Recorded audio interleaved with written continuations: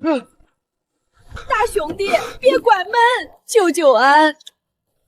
俺难产快不中了，山里就你一个人嘞，求求你救救我的孩子！我叫江燕，本来一边跑外卖糊口，一边跟着爷爷学土兽医手艺。2年前爷爷突然晕倒住院，家里砸锅卖铁，还差5万手术费。走投无路时，我刷到昆仑山守山员招聘，月薪10万，能预支5万工资。我立刻报了名。江燕，把这带上，指不定哪天能用上。我交了手术费就上了大巴，谁知半路遇上雪崩。等我醒过来，大巴和乘客都不见了，手机也黑皮了。后来我才知道，药箱把我带到了平行世界的昆仑山。这破山没信号也没电，我试过无数办法想回去，都徒劳无功。后来我干脆躺平了，做起了守山人。江燕，医生这行救的是命，不分人处，万物有灵，你伸手拉一把就是积德。我该管吗？可是我只给牛羊接生过，雪豹能一样吗？你清醒一点，别睡，我来救你。胎动已经很微弱了。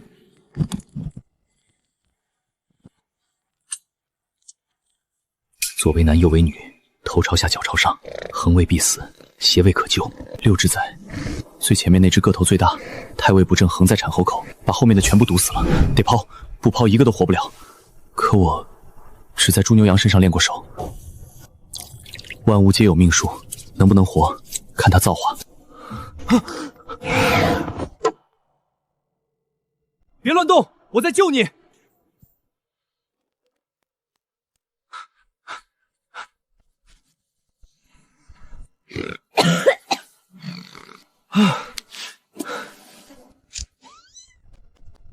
我的娃。爷爷说缝牲口针脚要密，搂一针都得烂。大兄弟，你救了俺白灵和6个娃的命，白灵这辈子都忘不了你的恩情，以后俺这条命就是你嘞。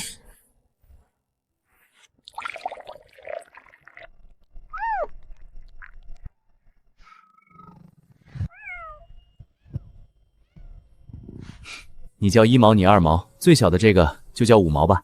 山里好多弟兄都被那些人的陷阱伤了，就连最厉害的慢慢王也踩中钢索陷阱，好几天没露面了。那些人就是那些山外人，还带着铁夹子和枪。山外人，大兄弟，俺们得回山里了，以后有事你对着雪山喊俺的名字，俺立马就来。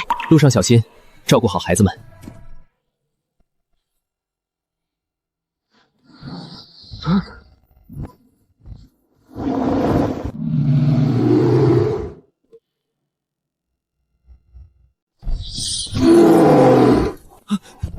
你要干什么？我家里没什么吃的。别搁那儿比划了，你那破刀绣的跟烂铁片子似的，能砍动个啥？麻溜的，跟姐走。山里所有老兽医都治不好俺家那口子，只能赌你这人类了。走？上哪儿？我认识你吗？你就让我走？你撒开，我喘不上气儿了。蛮妞，你先把人放下。大哥，你别怕，这是我最好的闺蜜蛮妞，她没有恶意。她老公蛮妞王踩中钢索陷阱，昏迷5天了，山里没人能治，都火烧眉毛了，哪有功夫慢慢说？你至少让我穿个鞋呀，脚要冻掉了。俺脚底皮毛厚，光脚跑30里都扛得住，你个人类金贵。大哥再忍忍，等救了熊王，我给你叼最软的兽皮做鞋。抓紧了，前面冰坡滑下去快。慢点儿，要撞树了！我的娘哎，这哪是救人，这是玩命啊！别叭叭，跟紧！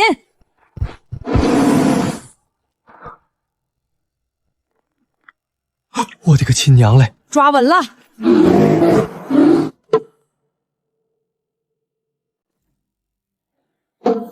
这熊的力气也太吓人了，再颠下去，我没等救白熊王，先把自己颠死了。大哥，你没事儿吧？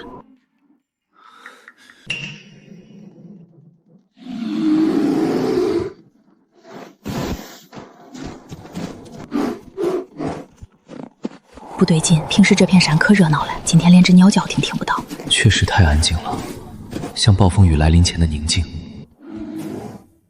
怎么突然慢了？地上有那些人挖了陷阱坑，踩错了会出事。之前有小崽子在这里摔断过腿。这些痕迹太奇怪了，不像是野兽弄的，也不像是自然形成的。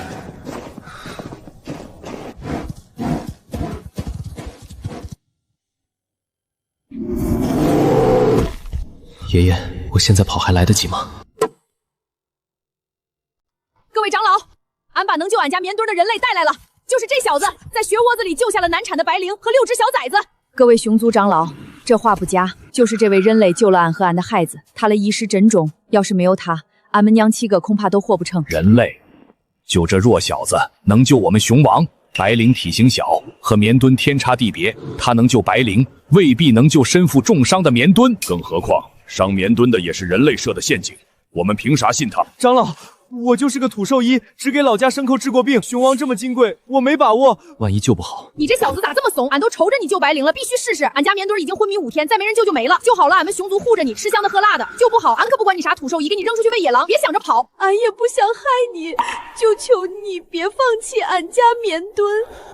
我可以试试，但我真不敢保证能救活。我们看看内会议，听听大家的意见。这是熊族之王的性命，容不得半点差错。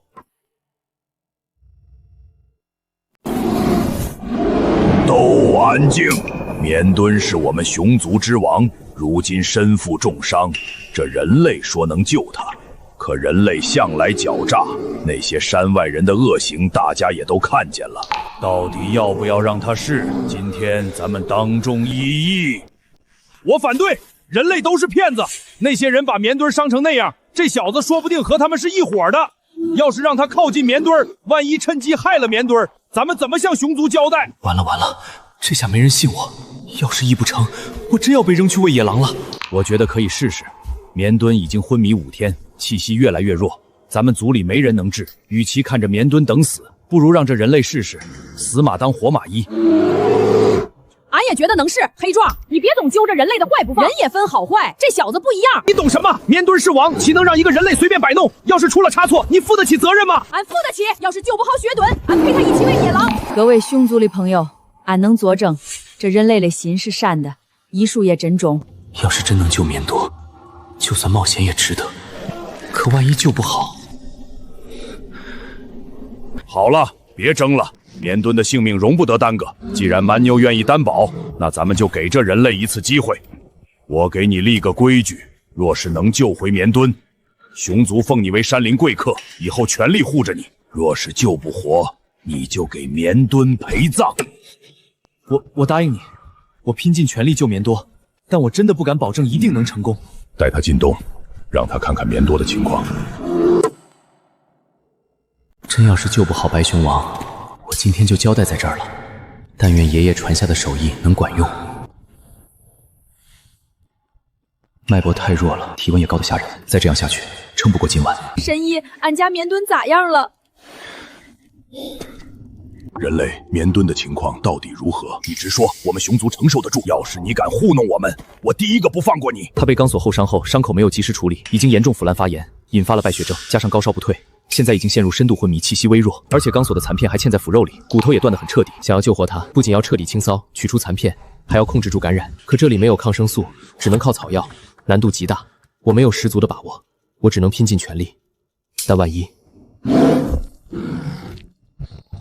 神医，快，他快不行了，你快救救他呀！等等，族里仅存的草药，这2天给棉墩消炎已经所剩无几，不一定够你说的后续治疗。不急，我先看看伤势。各位，熊王的情况比我预想的更严重，你们看，钢索残片掐得极深，已经扎进骨头缝里，周围的肌肉和皮毛彻底坏死。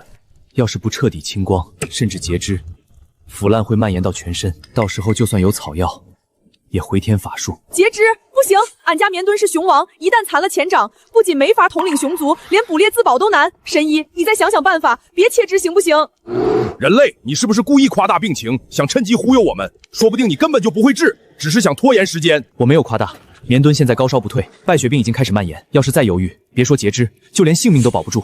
而且我需要3种稀缺草药：冰原上的雪莲花、崖壁上的千年黄芪，还有山涧里的墨叶兰。这3种草药配合起来，才能勉强控制感染。再加上我爷爷传下的药膏，才有把握完成手术，保住他的性命。这3种稀缺草药必须去深山险地寻找，而且绵墩撑不了太久，我们最多只有1天时间。事不宜迟，立刻分工。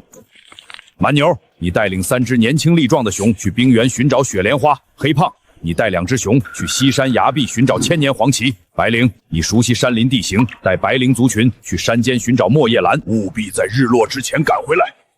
老兄爷放心，俺们一定尽快找齐草药，不耽误绵墩的治疗。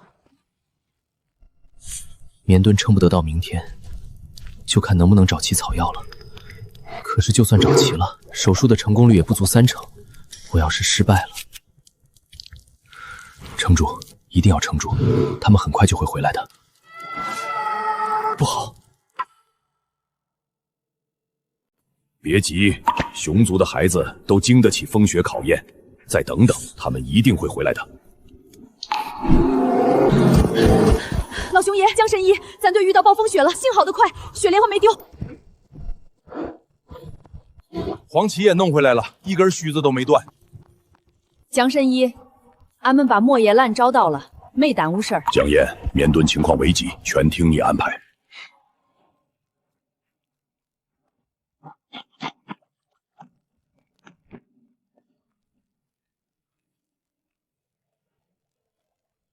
不能出错，药膏的配比至关重要，这是控制感染的关键。一旦配错，绵队就彻底没救了。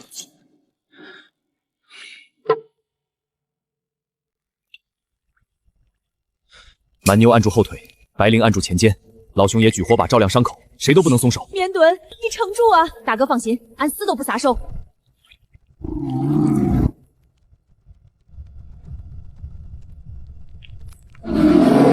爷爷，千万保佑我！这一下要是偏了，骨头碎了就真的没救了。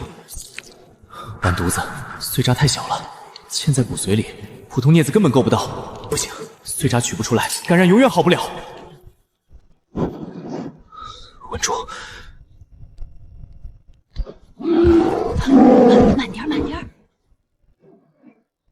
绵墩儿，绵墩儿，你醒醒啊！你不能丢下俺，你醒醒啊！醒过来，快醒过来，快醒过来！我不能让你死！你骗我们！你根本就不会治，是你害死了绵墩！我要你给他偿命！等等，他动了，绵墩的爪子动了！绵墩儿，你醒醒！俺以后再也不跟你吵架了，再也不抢你的蜂蜜了。恩人，谢谢你救了我们熊族的王。他是伤口感染引发的中毒性休克，毒素随着黑血排出来了，但后续至少需要10天调理，绝对不能乱动，更不能吃生冷油腻的东西。记下了，记下了。说了不能吃生肉，你想让他伤口再发炎吗？俺看他受了心疼嘛。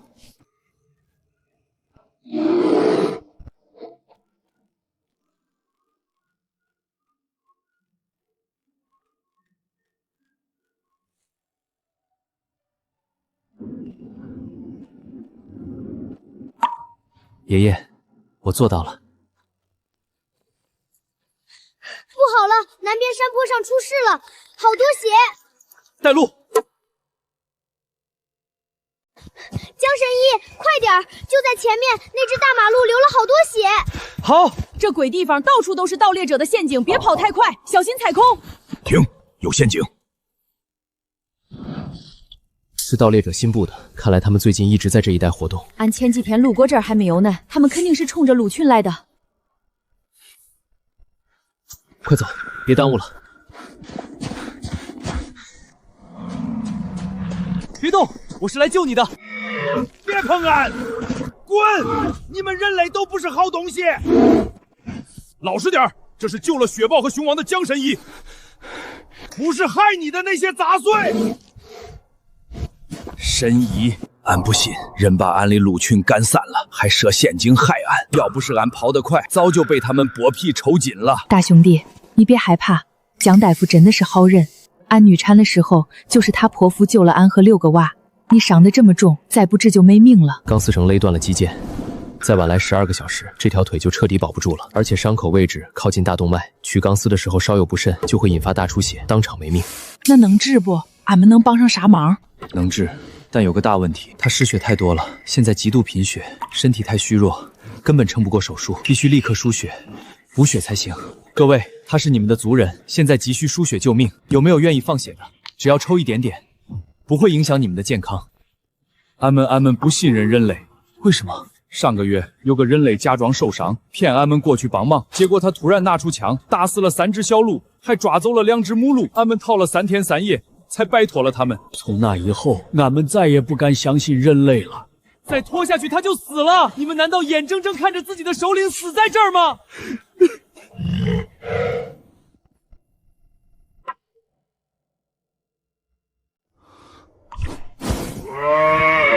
他是你们的首领？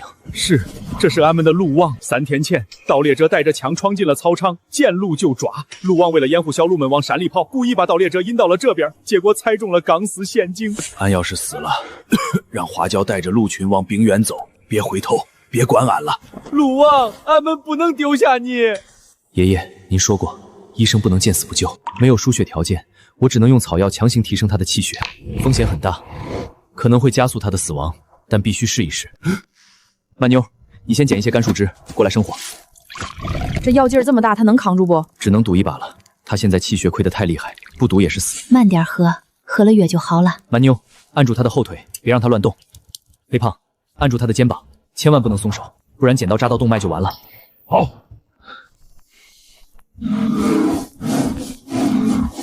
有陌生人进山了，3辆铁车正朝这边开过来。还有多远？最多半个时辰。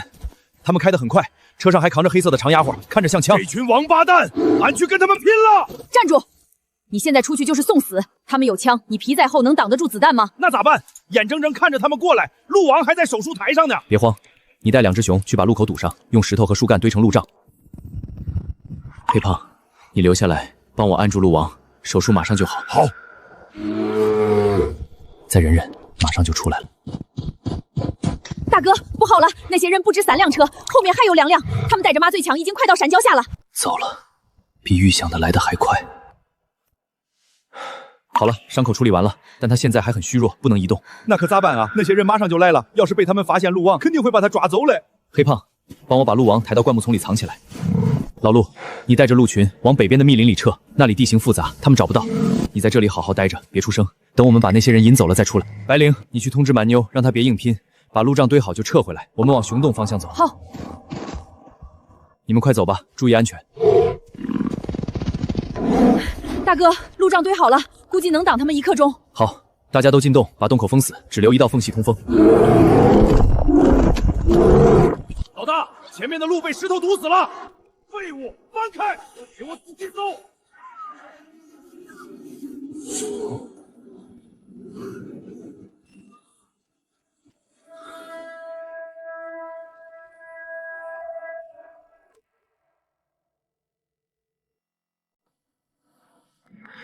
他们走了。太好了，他们终于走了！这群王八蛋，下次再让俺碰见，非把他们的车拆了不可！别大意，他们这次没找到我们，肯定还会再来的。我去看看鹿王怎么样了。别动，伤口还没愈合，恢复的不错，再过几天就能走路了。恩人，谢谢你救了我的命，要不是你，我今天肯定死在那些人手里了。不用谢，救死扶伤是我的本分。不，这份恩情我必须报。从今往后，我的鹿群就是你的护卫，无论你走到哪里，我们都会跟你保护你。从今天起，你们3个就跟着江神医，他让你们做什么，你们就做什么。谁敢伤害他，就是和整个鹿群为敌。7个陷阱全拆完了，我在旁边都刻了叉号，你们回去提醒大家绕着走。这群盗猎者真能藏。天快黑了，回熊洞吧。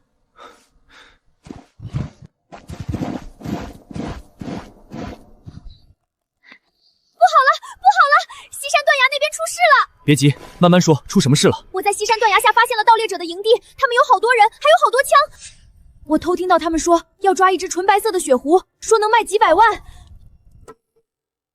纯白色的雪狐，那可是百年难遇的变异品种，盗猎者肯定疯了。这群挨千刀的，俺这就带熊族去把他们赶跑。对，俺也去，把他们的铁车都砸烂。等等，先别冲动。雪吊，他们现在在哪儿？在短崖那边，他们把白狐逼上短崖了，白狐已经没地方逃了。大哥，咱们要去救他吗？去的话，盗猎者有枪，我们很可能会有危险。可是不去，白狐必死无疑。爷爷，我该怎么办？为了一只素不相识的雪狐，让大家跟着我冒险，值得吗？大哥，你倒是说句话呀！再不去，白狐就成他们的皮大衣了。保护珍稀物种，人人有责。我去。大哥，俺陪你去，那边地形俺熟，没人比俺更清楚。俺也去，俺皮糙肉厚，能挡子弹。不行，人多了反而容易被发现。你们目标太大，容易暴露，白绫带路就行。恩人留步。老熊爷，你有什么事吗？白狐和咱们没啥交情，你犯不着冒这么大的险。爷爷教我，救的是命，不分亲疏，万物有灵，能救一个是一个。可是，那你们一定要小心，如果遇到危险，就对着雪山喊3声，我们立刻赶过去。谢谢你，我们走了。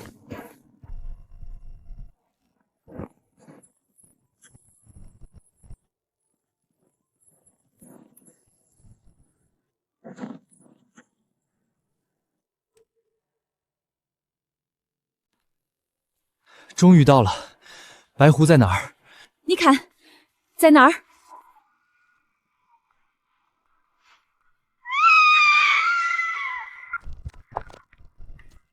好过嚟，呢度捉我宁愿跳落去。别怕，我是来救你的，我不是坏人。我咪信，你咪人类都是骗子，只会捉我咪去报屁卖钱。你看，我是兽医，专门给动物治病的，这是肉干，没有毒。你先吃点东西补充体力。大妹子，你别害怕，他真的是好人。俺之前诺产快死了，就是他救了俺和6个娃。我先把你救下来，再给你处理伤口。谢谢你，大哥，绳子系好了，很结实。好，你在上面接应我。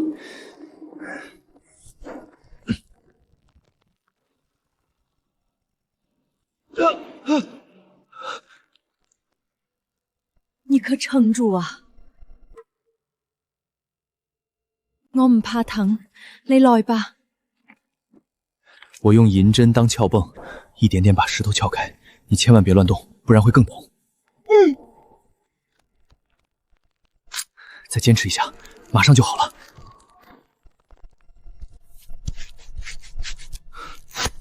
好了，伤口包扎好了。等下去之后，我再给你开点消炎药，过几天就好了。谢谢你哋，要唔系你，我今天就死在这里了。不用谢，我说过，我是来救你的。分头找，那东西跑不远。怎么办？他们要发现我们了。别怕，别出声，他们看不到我们的。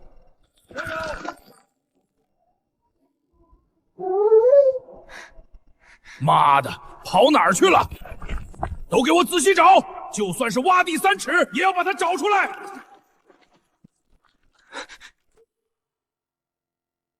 这死狐狸能跑哪儿去？这么高的崖，掉下去早摔成肉泥了。老板说了，找不到它，咱们都得喝西北风。行了，别吵了，继续往下搜，说不定挂在半崖上了。对唔住，都怪我连累你啦。别说话。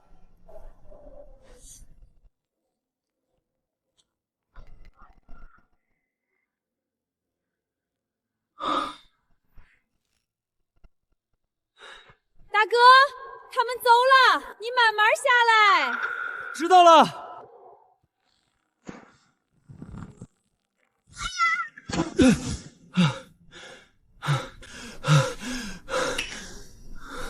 對唔住，我仲以為你係壞人，我之前仲對你那麼兇。没事，没事就好。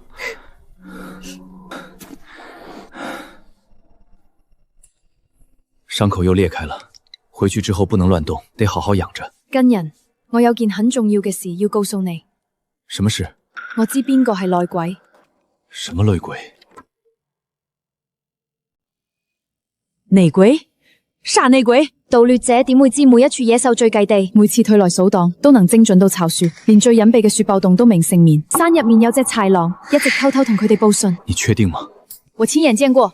半個月前的一個晚上，我出來找吃的，看到一隻豺狼偷偷溜進了盜獵者的營地，出來的時候嘴裡叼着一大塊肉乾。當時我沒多想，後來每次盜獵者來都能精準找到咱們，我才意識到不對勁。那隻豺狼長什麼樣子？你能認出來嗎？能，它的左耳缺了一塊，尾巴尖是白色的，很好認。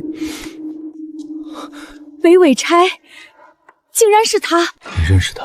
何止認識，那家伙在山裡名聲可臭了，平時就愛偷吃崽子、搶獵物。不少動物都被他害過，大家都躲着他走。沒想到他竟然跟盜獵者勾結。現在還不能確定，沒有確鑿的證據，我們不能冤枉任何一隻動物。萬一搞錯了，會寒了大家的心。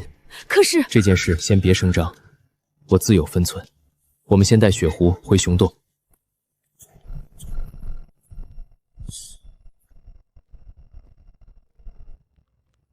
大哥，你們可回來了，擔心死俺了。白狐咋樣了？傷得重不重？我冇事，謝謝關心。快躺這兒，這兒暖和。俺去給你煮點肉湯補補身子。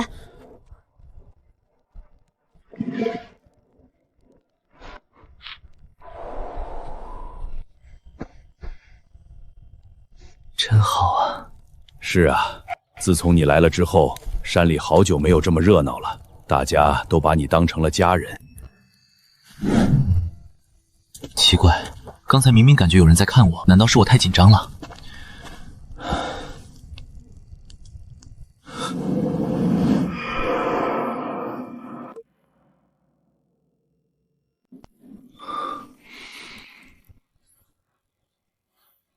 大哥，你也沒睡着啊？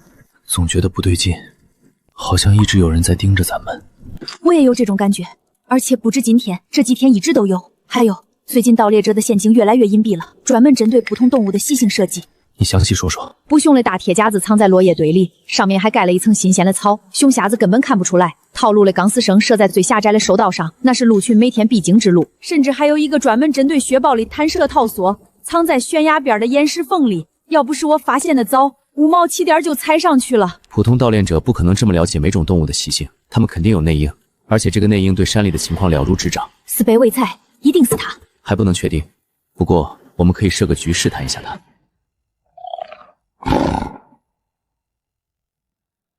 白靈，我昨天在西發現了一大片稀有草藥，有雪蓮花和千年黃芪，夠咱們用大半年了。我準備明天獨自去採一些回來。西山那麼遠，還那麼危險，你一個人去行嗎？要不俺陪你去吧？不用了，人多了反而目標大，我自己去就行，很快就回來。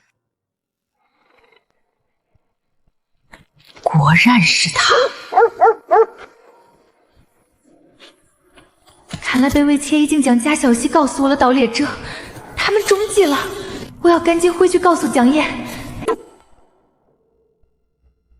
大哥，果然是白尾角，俺親眼看見他往盜獵者營地跑了，跑得比兔子還快。我就知道，同是山裡的生靈，怎麼就幫着外人害自己同類呢？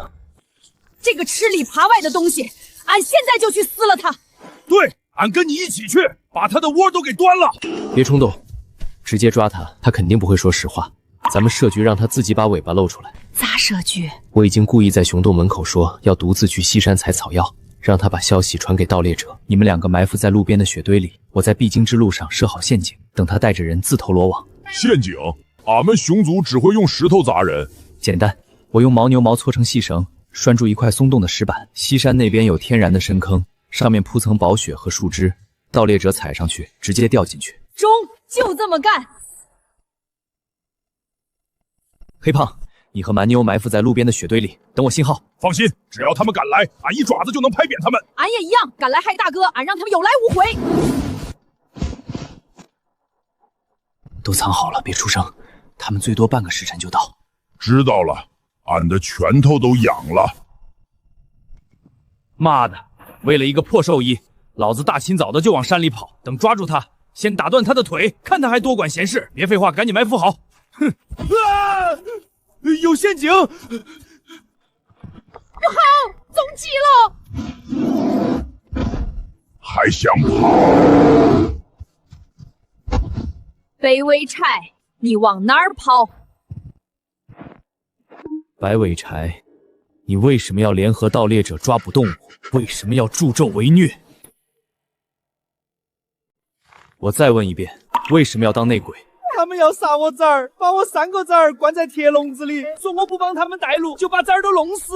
你的幼崽被盗事者抓了？是，半个月前我出去找吃的，回来就发现我被抄了，3个崽儿都不见了。后来盗猎者找到我，给我看了崽儿的视频，说只要我帮他们盯住你，帮他们找动物们的聚集地，就放了我的崽儿。我也是没办3个崽儿，他们要是死了，我也不想活了。我知道我对不起大家，对不起你救过那么多动物，可我不能眼睁睁看着我的崽儿死啊！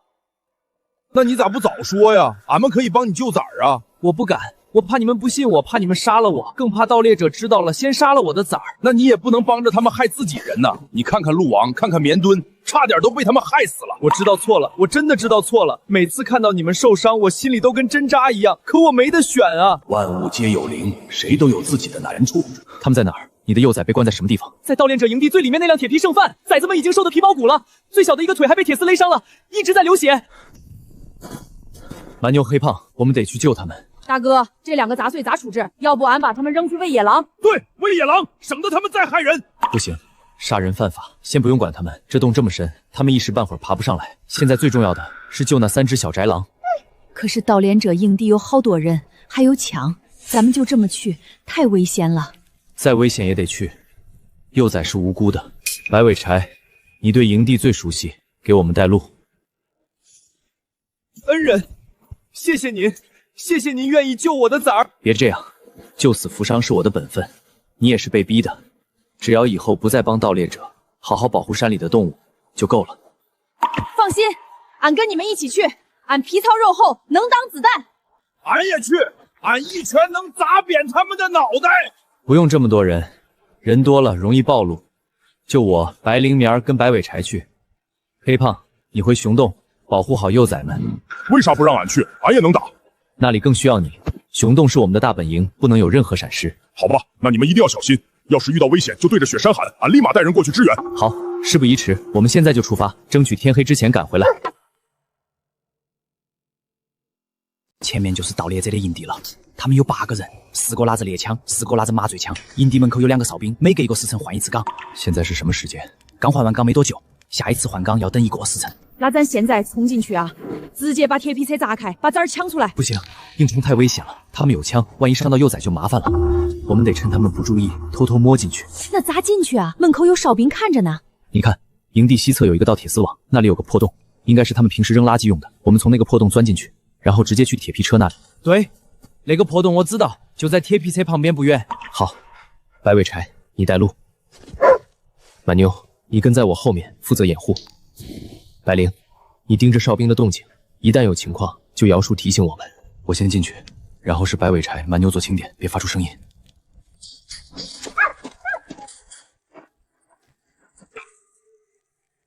谁在那边？别大惊小怪的，这山里晚上到处都是野兽。也是，真他妈倒霉！大半夜的在这鬼地方站岗。对不起。崽儿，我的崽儿！别冲动，会被发现的。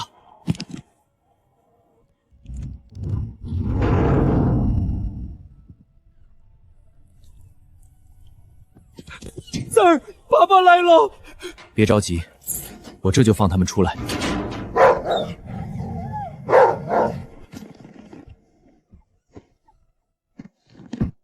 好了，我们快走。谁在那里？啊！好疼啊！救命啊！这儿有熊！不好，被发现了，快走！别让他们跑了！开枪！废物！一群废物！连几头畜生都抓不住！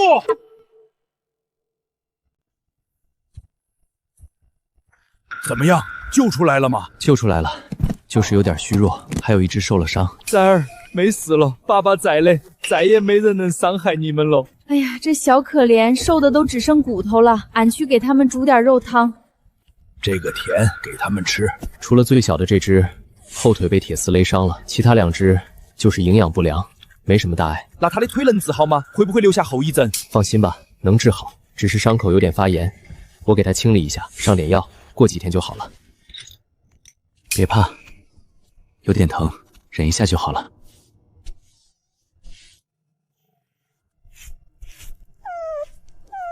轻点儿，恩人，轻点儿。放心，我会小心的。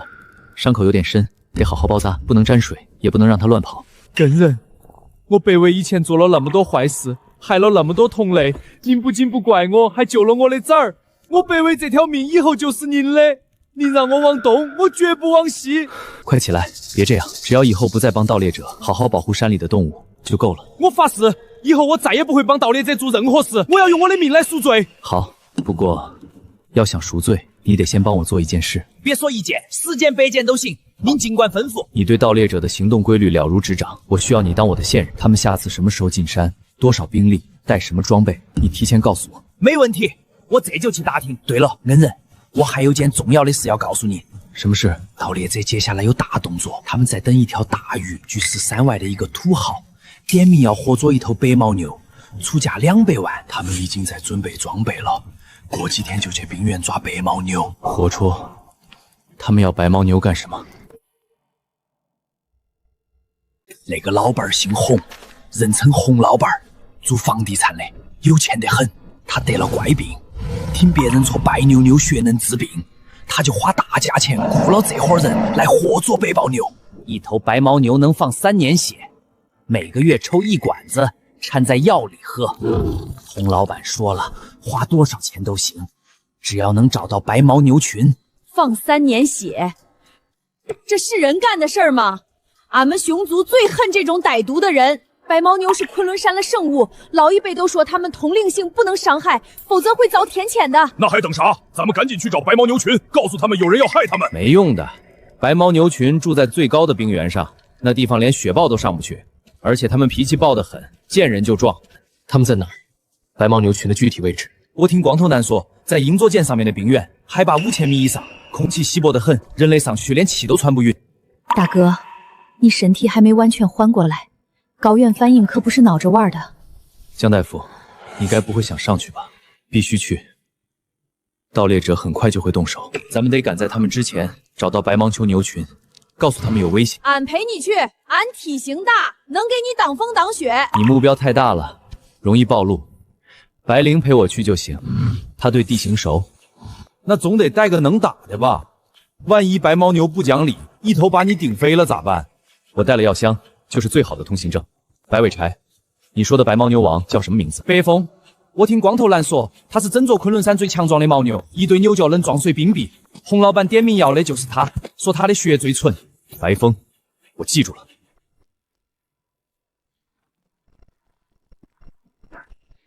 大哥，你脸色不对劲，嘴唇都紫了，要不歇会儿，俺去给你找点血水。不用，等找到白风再歇。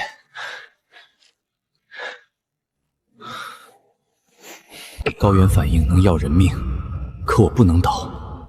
白牦牛群还等着我去报信。盗猎者那帮人什么事都干得出来，白风要是落在他们手里……大哥，你听，是白牦牛群。不知道，但不管是什么，个头肯定不小，咱们小心点。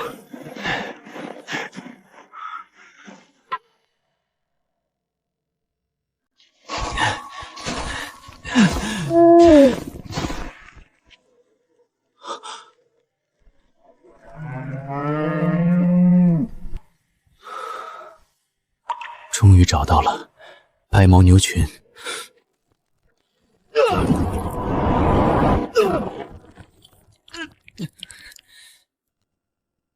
大哥，你咋样了？能动不？没事，卡住了。够不到，太神了！别急，我想办法。你是白风白首领吗？这位是江大夫，就是他救了熊王和俺的，他是来报信儿来，有人要害您。你就是那个救了熊王的人类？是我，你是白风？是。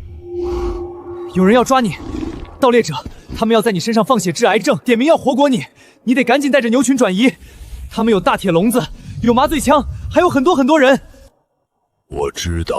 你知道？我的哨兵3天前就发现了那些人的踪迹，他们以为自己的伪装天衣无缝，但在冰原上没有什么能躲过牦牛的眼睛。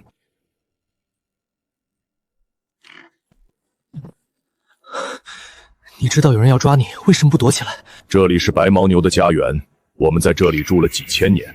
我的爷爷的爷爷就站在同一片冰原上，从来没有因为害怕就逃跑过。来不及了，他们来了！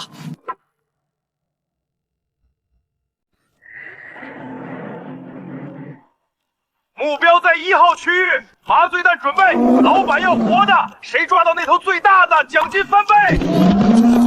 白风，不能让他们得逞。别冲动，他们有麻醉枪，还有铁笼子，你冲上去就是自投罗网。难道让我眼睁睁看着他们抓我的族人？不会的，你听我说，冰原右侧有一道天然冰墙，上面挂满了冰凌，你让牛群全部撤到冰墙后面，用牛角敲击冰墙，能制造雪崩。雪崩？你确定？相信我，你要是不信，让牛群先撤，我留在这里吸引他们的注意力。他们要跑，别让那头最大的跑了，快追！白灵，你绕到他们后方，制造动静，吸引注意力，能拖多久拖多久。交给我。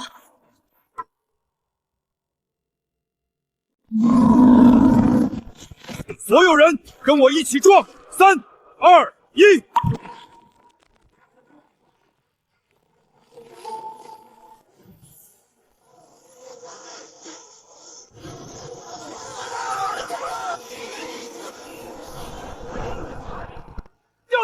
掉头！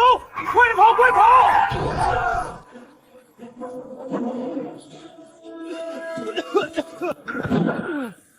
怎么样？我说能行吧？人类，你救了我的牛群，从今往后，白牦牛一族视你为兄弟。兄弟，好。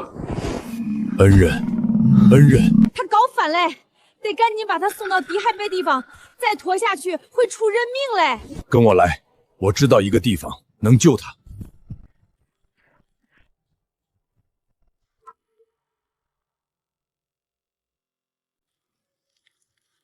这是哪儿？我的洞，海拔4200，比冰原低800米，你的身体能扛住，喝下去能缓解高反。谢谢。不用谢，你救了我的命，我救你一次，公平。大哥，这是白首领让人去采来抗缺氧草药，说是牦牛族的秘方，吃了能缓解高反。俺跟着跑了老远的路呢。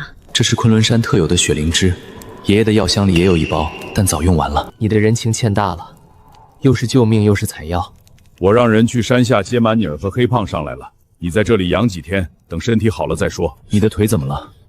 旧伤，很多年前的事了。雪崩时被断裂的冰锥砸的，一直没好利索。让我看看。不用，小伤不碍事。我是兽医，看伤是我的本分。你让我看，我就当你还我人情了。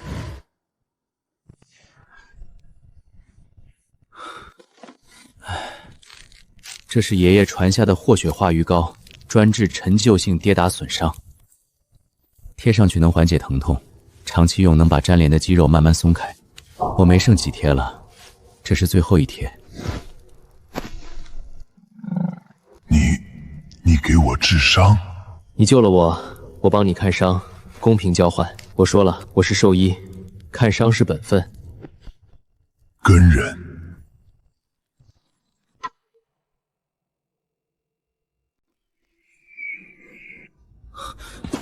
怎么回事？人类大夫，救俺的翅膀废了，飞不起来了。恩人，这只金雕在山里名声不太好。名声好不好，跟我治不治病没关系。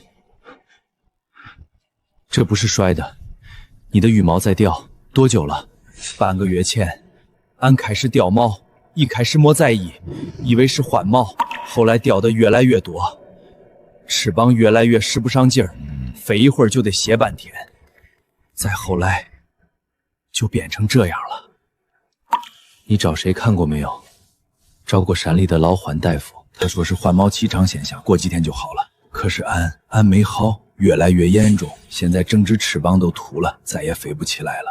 俺是金雕，飞不起来，还不如死了算了。大哥，这只金雕是昆仑山空中的霸主，但他性格孤傲，从来不跟任何地面族群来往，还经常抢别人的猎物。俺嘞仔差点被他叼走过，要不是俺拼了命护着。那都是过去的事了。现在他病了，我是兽医，不能见死不救。这不是普通换毛，是宅人勇敢带引起的羽毛炎。如果不及时治疗，这只翅膀的羽毛会全部烂掉。飞镖这辈子都别想再飞了。爷爷以前给村里的鸡治过这种病，是针中感染，需要硫磺粉和苦参熬水清洗，再配合药膏外服。可是硫磺粉和苦参都不多了，得省着用。能治，但需要连续换药7天，而且你的巢穴必须保持干燥通通，不能再淋雨雪。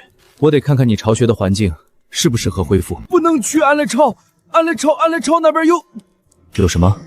你巢里有什么不能让我看的？恩人，既然他不愿意，你也不必强求。金雕一族向来独来独往，不领人情也是常事。不是不领情，是俺巢里有。飞镖，我是来帮你的。你巢里有什么，说出来，我或许能帮上忙。俺巢里有3只雏鸟，是俺捡来，不是俺的崽，但俺在养它们。你养雏鸟？你不是最讨厌待宰的吗？你以前抢别人猎物的时候，可没少欺负待宰来。俺知道俺以前不是东西，可那3只雏鸟不一样。俺是在盗猎者营地附近捡到它们的。盗猎者营地？具体怎么回事？半个月前，俺正在空中盘旋找吃的，突然听到地面传来微弱的叽叽声。我飞低了一看，盗猎者营地旁边的垃圾堆里有一个摔碎的笼子，笼子旁边散落着3只灰扑扑的雏鸟，浑身没毛，冻得瑟瑟发抖。母鸟遭暴吓跑，连影子都看不到。俺本来想把它们当点心的，那时候俺翅膀已经开始掉毛了，飞不动，抓不到猎物，饿了好几天。可是俺飞到它们跟前儿，看着它们张着嘴朝俺要食的样子，俺硬是下不去嘴。俺也不知道为啥，可能是他们太可怜了，跟俺一样可怜，所以你藏着掖着，是怕别人知道你飞镖也会心软。带路吧，去看看那3只雏鸟。你真要去？俺的巢在悬崖半腰上，你上得去吗？上得去上不去是我的事，你带路就行。俺飞不上去。不用你飞，你指方向，白风送我上去。恩人，你确定？悬崖上风大，我的体型爬不上去。不用爬，用绳子。白灵，你去找蛮娃，让他搓一根够长的牦牛毛绳子。白风，你找一块稳当的崖顶岩石当锚点，我们把人从崖顶往下放。大夫，俺以前抢过雪豹的猎物，还吓唬过马路的小崽子，俺不是好鸟。我知道，我也不是好人，以前跑外卖时候还跟顾客吵过架呢，谁还没个过去？大哥，你要从崖顶往下放，太危险了，要不俺去吧，俺皮粗肉厚，摔不死。你太沉了，绳子撑不住，我轻，我去。绳子系好了，恩人，我检查过，很结实。好，你们在上面慢慢放，我跟飞镖确认过位置，巢在崖壁中间那块突出的岩石下面。大哥，你小心点。我到了之后会摇绳子，你们就停。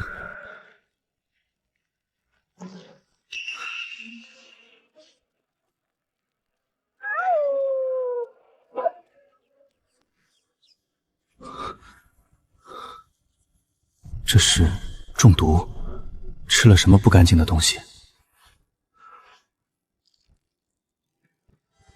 鬼眼果，怎么会是这个？这是昆仑特有的毒物，外表像野葡萄，果核含有剧毒生物碱，成年动物闻一闻就知道不能吃，但雏鸟不懂，看到颜色鲜艳的果子就会啄食。鬼眼果的毒能麻痹神经系统，雏鸟吃了轻则瘫痪，重则丧命。这只死掉的就是吃了太多，毒性发作的没救回来。这是神经毒素的典型症状。甘草水是爷爷传下的解毒方，能中和一部分生物碱，但能不能救回来？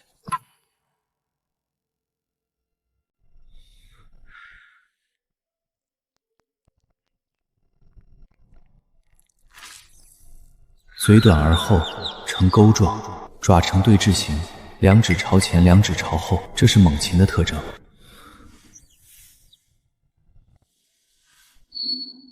这两只雏鸟的嘴型和爪型，像是……这是猫头鹰的雏鸟。飞镖养的是猫头鹰的崽。大夫，雏鸟咋样了？还活着没？2只活着，1只鸟没救回来。你喂它们吃了什么？俺不会抓虫子，就那些红果子回来喂它们。俺觉得果子汁水多，好吞咽。那果子是不是有毒？毒还不小，你以后别喂那个了。我先带这2只回去，你的巢穴太湿了，不适合它们养病。带回那儿？熊洞，我那里暖和，能照顾它们。大夫，谢谢你，俺不知道怎么谢你。先把翅膀治好再说吧，你好了才能养活它们。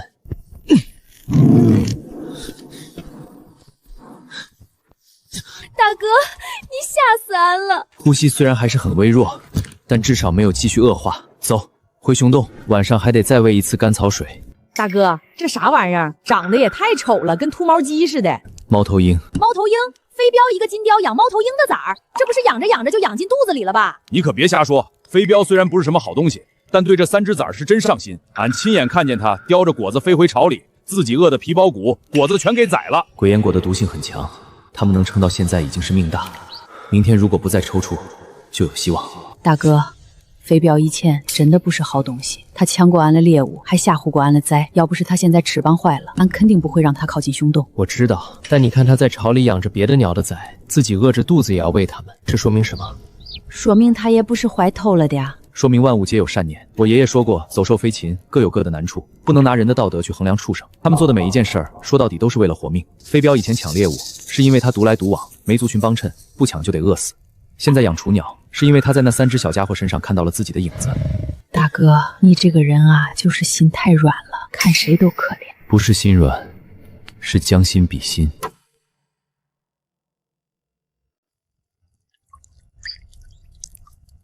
应该能活。明天再熬一副补气血的药，兑在肉泥里喂它们，把体力补上来。大哥，你睡吧，俺帮你收着。你不恨飞镖了？恨归恨，但崽是无辜嘞，跟俺的崽一样，都是当妈的心头肉。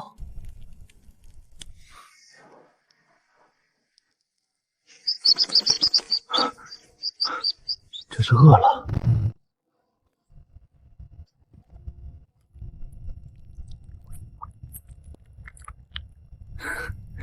大哥，给剁碎了喂那2个小东西，光喝奶吃不饱。你不是最讨厌飞镖吗？怎么还帮他养崽儿？俺不是帮飞镖，俺是帮你。你忙前忙后累成这样，俺看着心疼。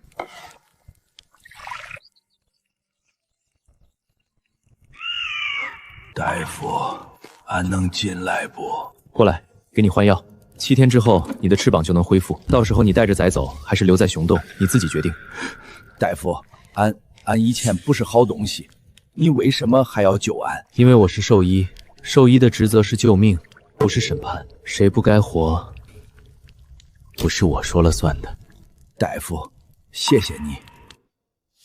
好了，明天换药的时候我再检查。记住，这几天不能沾水，不能用力扑腾翅膀，就老老实实趴着养。俺知道了。飞镖，俺问你个事儿，你以前为啥老抢别人猎物？你那么大一只金雕，自己抓不着吗？俺小时候被猎人打伤过翅膀，飞不快，别人能抓到了猎物，俺抓不到，不抢就得饿死。那你也不能抢带崽的呀！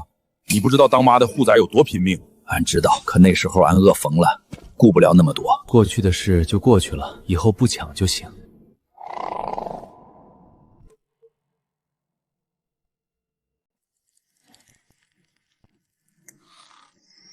是猫头鹰，但声音不对劲儿，像是很着急。大夫，那声音会不会是来找崽的呀？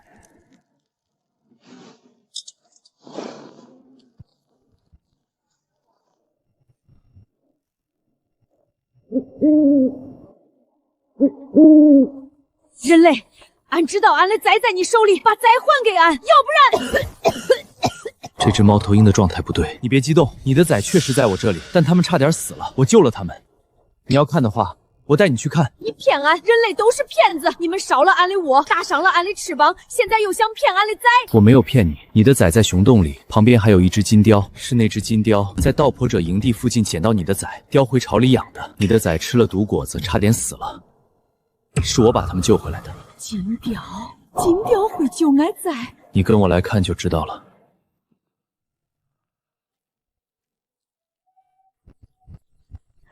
在，俺的在，俺以为你们都死了。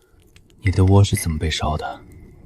是盗猎者干的？半个月前，俺正出去找吃嘞，回来就看见窝着火了。那些人举着火把，把俺的窝点着了，还朝着俺开了一枪，连弹打进俺的喉咙里，俺拼命飞才逃了。可俺的崽，俺以为崽都被烧死了。这铅弹必须取出来，如果不取出来，感染会蔓延到食道和气管，你会死。你能帮俺取？能，但需要你配合，会很疼，你得忍住。来吧，俺忍得住。手要稳，心要静，命慢物快。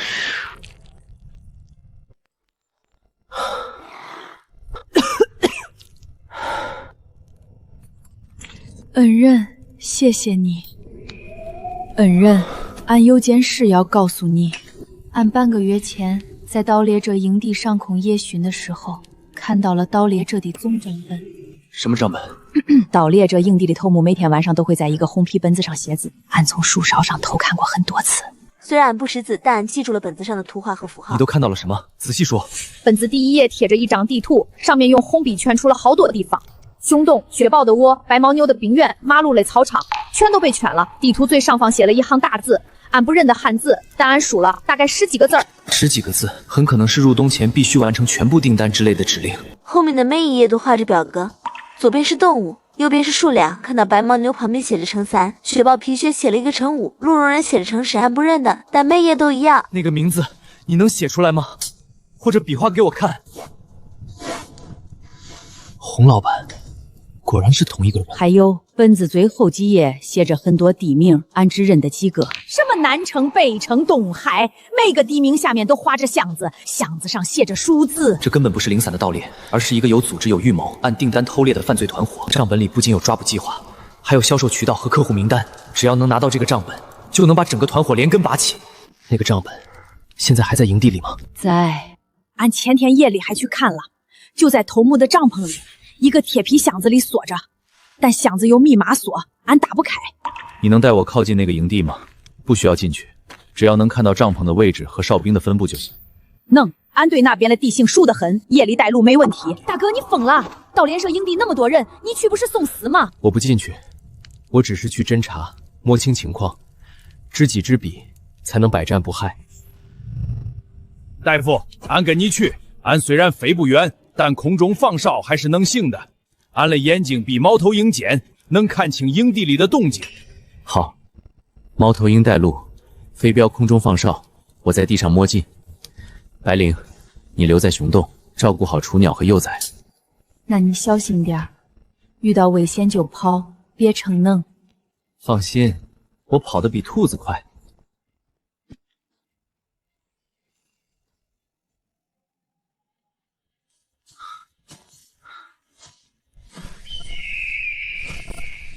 到了，前面就是盗猎者营地。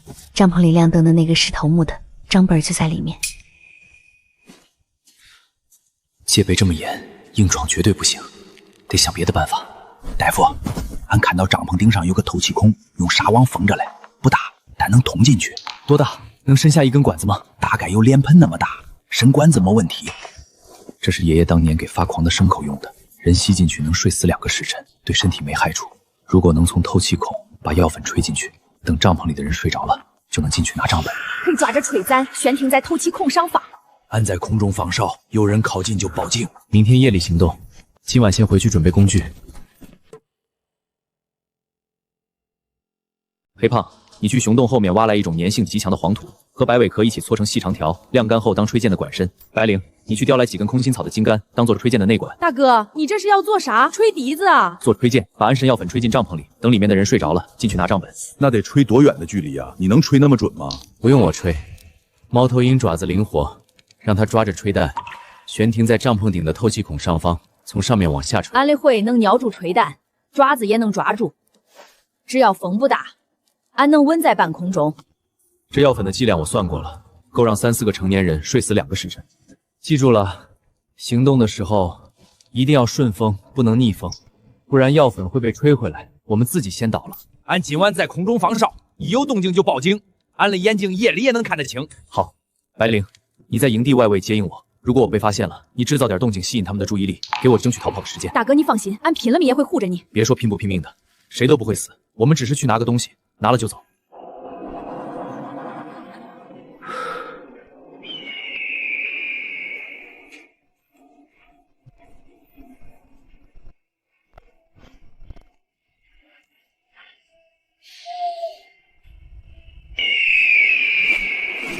帐篷里的喊声变了节奏，从粗重变得绵长，药效发作了。药效发作了。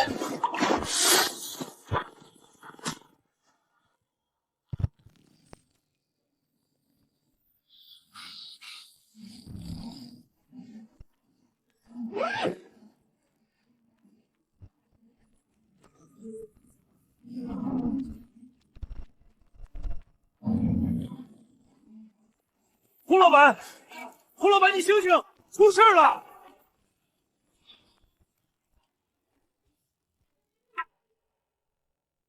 洪老板，洪老板，你醒醒！什么味儿？这帮废物连熏香都点不好。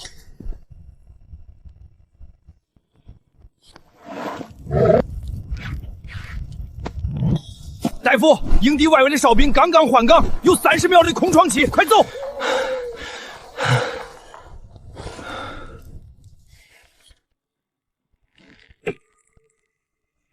爷爷，您教我救的是命，万物皆有灵，不分人畜。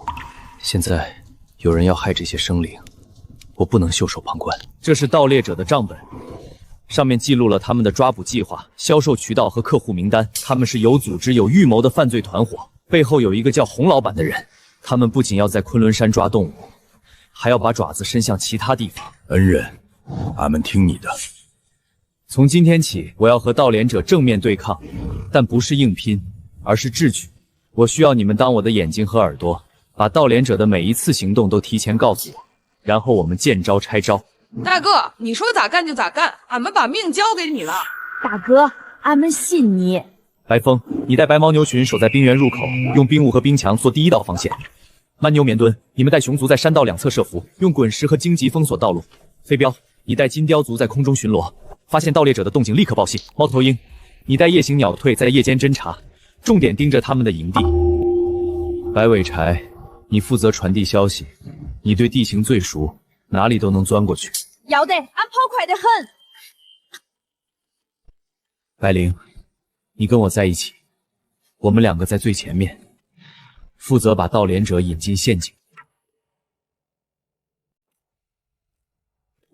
大夫，俺在空中陨落的时候发现，西山垭口那边来了2个生面孔，不是之前那批盗猎者，穿了人模人样的，还扛着测绘仪。测绘仪？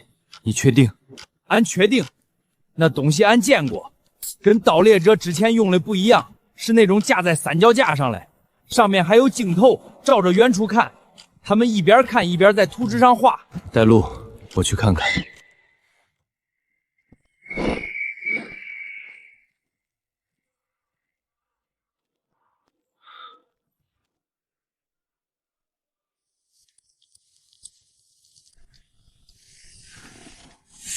这2人不对劲。第一，越野车没有挂单位牌照，挡风玻璃后面也没有任何单位的通行证。第二，测绘仪器不是国家规定的标准型号，而是一种便携式的地质勘探雷达。这种设备通常用于找矿，而不是测绘。第三，也是最蹊跷的一点，他们测量完一个点后，会用喷漆在旁边的岩石上画一个骷髅头标记。正规测绘中绝对不会出现这种标记。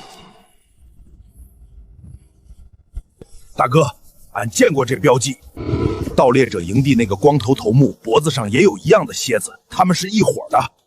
这不是测绘队，是盗猎者派来的探子，他们伪装成测绘人员，实际上是来踩点的。那个地质勘探雷达，10有8九是用来探测冰层厚度和岩层结构的。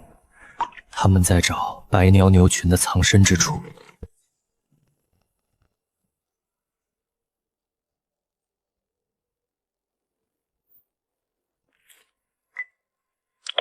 发现，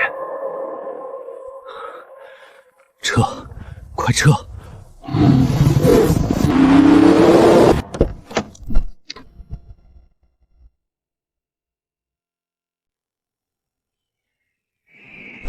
大夫，后面也有，他们把退路全堵了。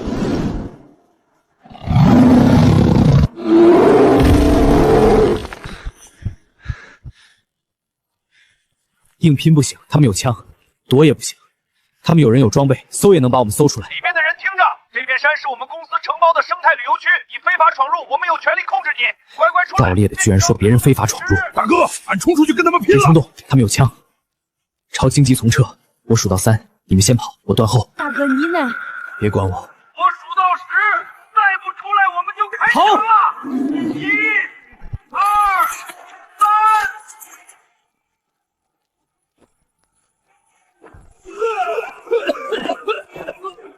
妈的，这什么东西？都跟上！快点儿！全山搜索，老子还不信了，这货能插翅膀飞了不成？他们是故意的。那2个测绘的是诱饵，目的就是引我出来。大哥，他们咋知道你在那儿？他们不知道，但他们知道山里有个人类在跟他们作对，所以设了这个局，等着我自投罗网。不管我在不在那个位置，他们都会搜一遍。只是我们倒霉，正好撞上了。大哥，这下咋整？他们知道你在山里了，肯定会更疯狂的搜。那就让他们搜，来一个打一个，来2个打1双。这座山是我们的地盘，他们想在这里撒野，先问问我这一大家子答不答应。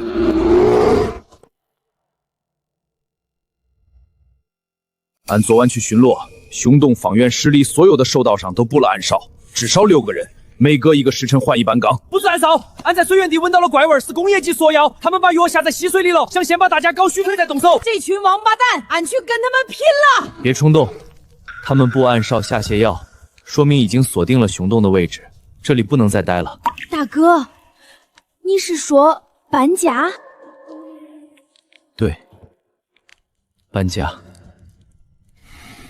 我那里有一个冰洞，在冰原上方，海拔5000米，普通人类没装备上不去，周围都是白牦牛群。就是它了，今晚就搬。2年前我来的时候，连一只雪豹都怕得要死。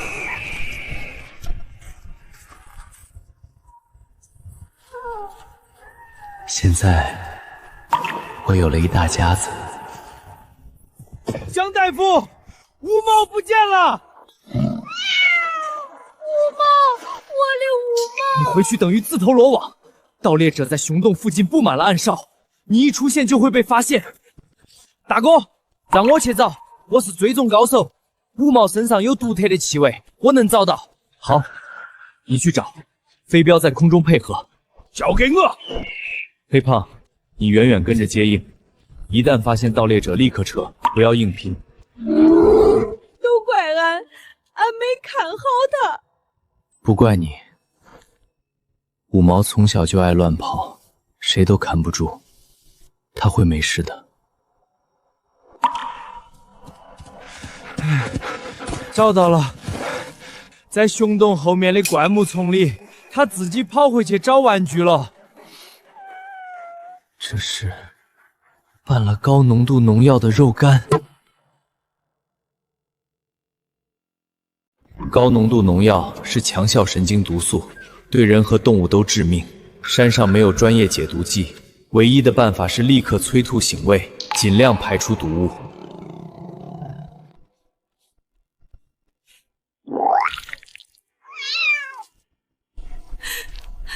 五毛，你看看妈妈。别吵，让我专心。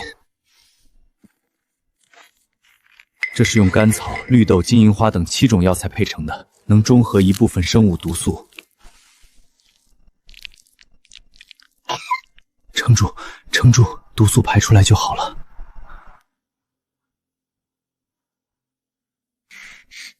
命保住了，但如果农药再烈一点儿，或者再晚半个时辰，大哥，多谢你啊！肉干是在哪儿找到的？在通往熊洞的每一条兽舍上都撒了，俺至少看到了10几处。他们知道熊洞里幼崽多，专门用毒肉干引幼崽出来。这群人连没断奶的幼崽都不放过。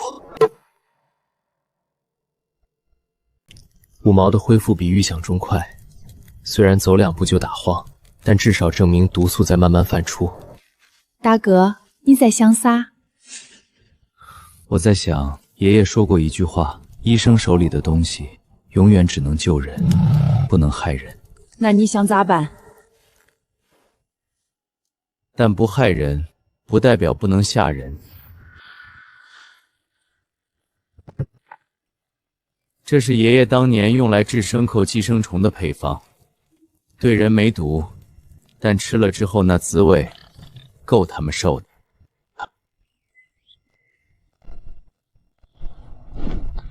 恩人，你想让俺干啥？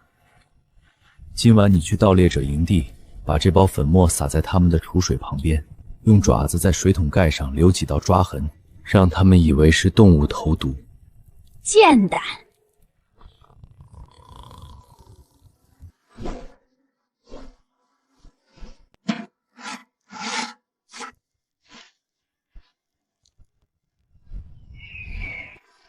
大夫，你猜咋嘞？营地那边鸡飞狗跳，6个人同时上吐下泻。光头男以为自己被动物投毒报复，吓得把所有食物和水全扔了。他打电话说什么？洪总，火还没到手，我人快没了。然后他就带着手下紧急下山去医院洗胃了。活该。啥？那群王八蛋跑了，俺还没出力呢。大哥，你这招太损了，不过俺喜欢。他们只是暂时退了，还会再来的。但我们多了几天准备时间。飞镖，继续盯着他们的动静。白风，把冰原的防御再加固1层。所有人抓紧时间。爷爷，您教我的东西，我全用上了。您看着吧，这座山我来守。这是我们牦牛族世代相传的迷魂阵，当年用来抵御狼群的。人类进来至少困他2个时辰。结实吗？冰墙里面掺了牦牛毛和碎石，比纯冰硬3倍，慢慢1巴掌拍上去都裂不了。石头不大，砸不死人，但能把人砸晕。大哥，这石头能行吗？别到时候滚不下去。你放心，我算过角度的，只要绊到绳子，石头肯定往下滚。蛮妞，你和马路群在密林里踩出真假交错的小径，真路通往安全区，假路通往悬崖或荆棘村。每条岔路口都用布的气味做标记。好嘞。豪猪刺尖得很，踩上去砸穿鞋底，疼得嗷嗷叫，但是找不到伤口在哪儿，因为刺太细了，拔又拔不干净，够他们受的。用吧用吧，俺每年脱好几斤，留着也是浪费。爷爷，我现在有一大家子了，雪豹一家6口，熊族20几头，白牦牛群50多头，马路护卫队，金雕族，猫头鹰夫妇，白尾开一家4口。还有那只雪狐，隔3差5就来找我换药。我在这儿也有家人了，也不知道您在那个世界过得好不好。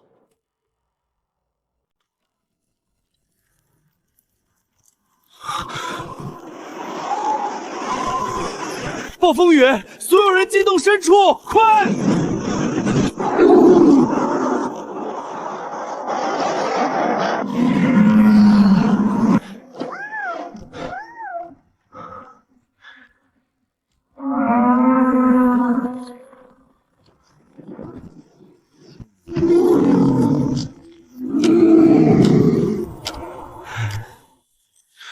他们把我当家人，不是因为我救了他们，是因为我从来没把他们当畜生。我好像已经很久没有想过回原来的世界这件事了。当初我上山是走投无路，后来留在山上是因为找不到回去的办法。可现在，我留在这里又是因为什么呢？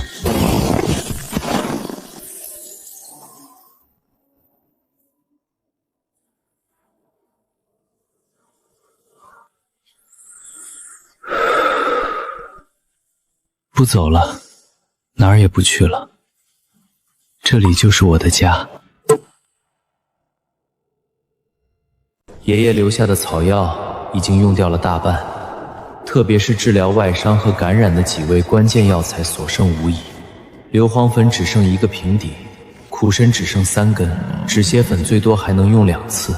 我得下山一趟。不行，盗猎者虽然暂时退了，但山脚下还有他们的眼线。你现在下山，等于是送死。我不去山下的人类聚居区，我去山脚的废弃护林站。我刚来的时候在那里住过半个月，记得库房里还有一批没用完的物资。俺陪你去。不用，你目标太大，容易暴露。我带飞镖就行，它在空中放哨，能提前发现危险。大夫，俺跟你去，俺的眼睛比谁都尖。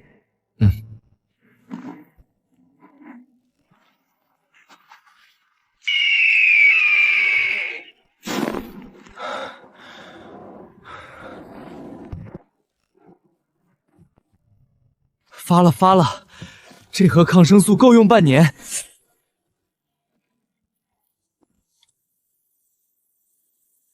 大夫，有人来了！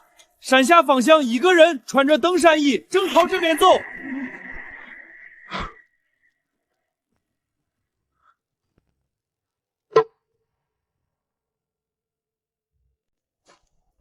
大夫，这人不对劲儿，这附近根本没有登山路线。他从哪儿来的？我不知道，但如果是真的山遇险者，我不能见死不救。万一是盗猎者派来的呢？有人吗？救命！俺是登山队的，遇着雪崩了，5个人就剩俺1个活着。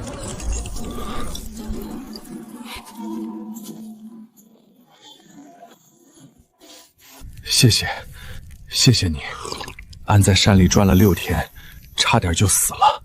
你是哪个登山队的？走的哪条路线？俺们是巅峰户外的，走的北坡新线。没想到遇到雪崩，全队都散了，就剩俺1个活着出来。前几天听金雕说，北坡3天前发生了大雪崩，整条路线被埋，根本不可能有人活着走过来。而且北坡新线距离这里至少隔了1座山，这人是怎么走过来的？这人手上虽然有冻伤，但虎口的茧子位置不像是握登山杖磨出来的。登山杖的茧子在掌心下方，而这人的茧子在虎口和食指之间，更像是长期握枪或者握刀留下的。蝎子徽章，他和盗猎者有关。喝完了吗？我再给你盛一碗。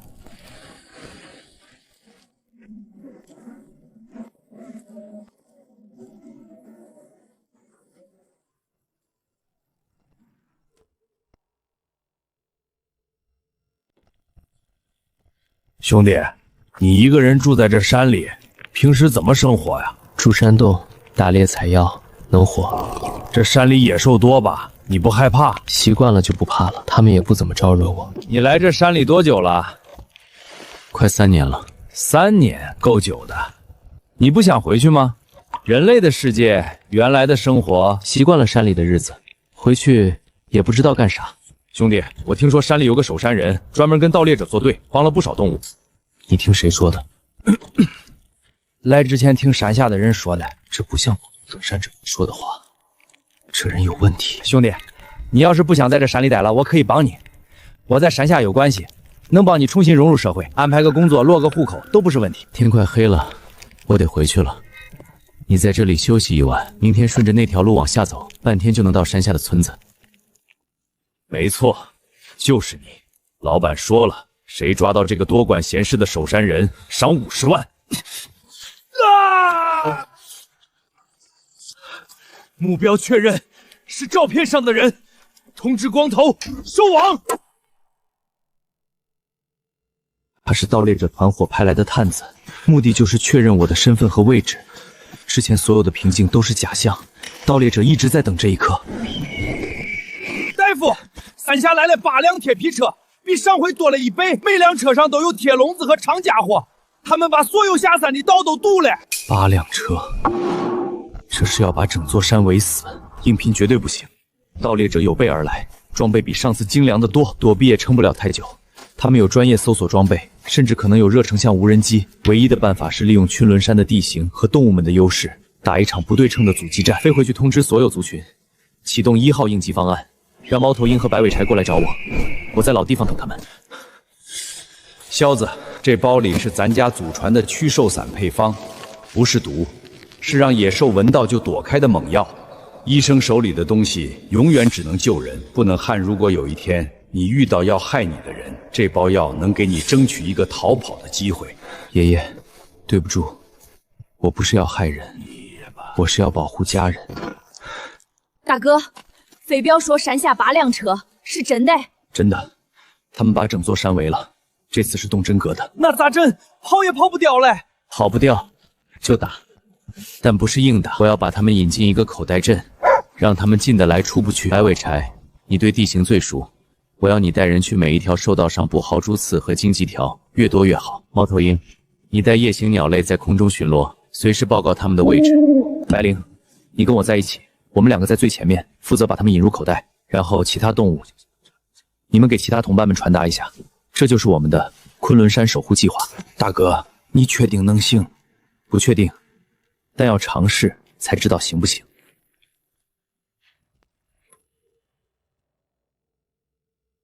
盗猎者这次是动真格的，8辆车，几十号人，还有无人机和热成像，他们想把整座山翻过来，我们不能硬拼，只能智取。大哥，你就说咋干吧，俺们听你的。我早就跟你们说过，我们有一个1号方案，现在是时候启动。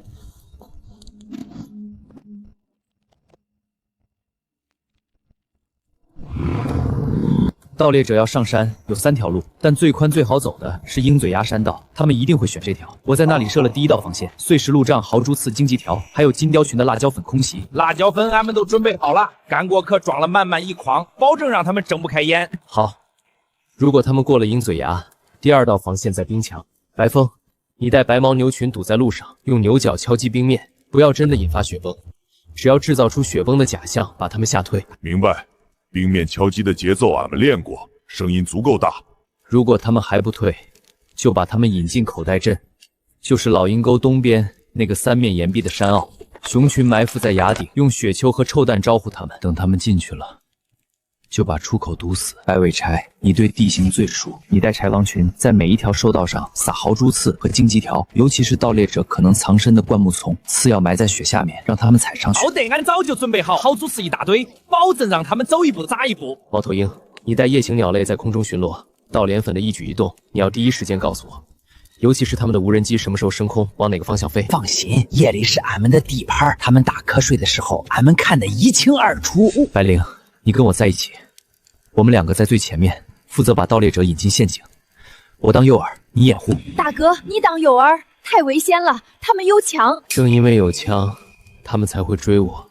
他们想抓的就是我这个多管闲事的人类，只要我露面，他们就会跟着我走。最后1道防线也是最关键的，口袋镇山坳的崖底，熊群埋伏在那里，等盗猎犯全部进去了，就把出口堵死。记住，用石头和树干堵路就行，不要伤人。等他们被吓破了胆，自然会退。大哥，你放心，俺们熊族办事儿靠谱。各就各位，明天天一亮，盗猎者就会上山，我们要让他们知道，这座山有主了。大哥，你说我们能赢吗？不知道，但不去试试怎么知道？盗猎者要害这些生灵，我就要挡在他们前面，不管结果如何，至少我拼过。大哥，俺跟着你，不管前面是啥，俺都不怕。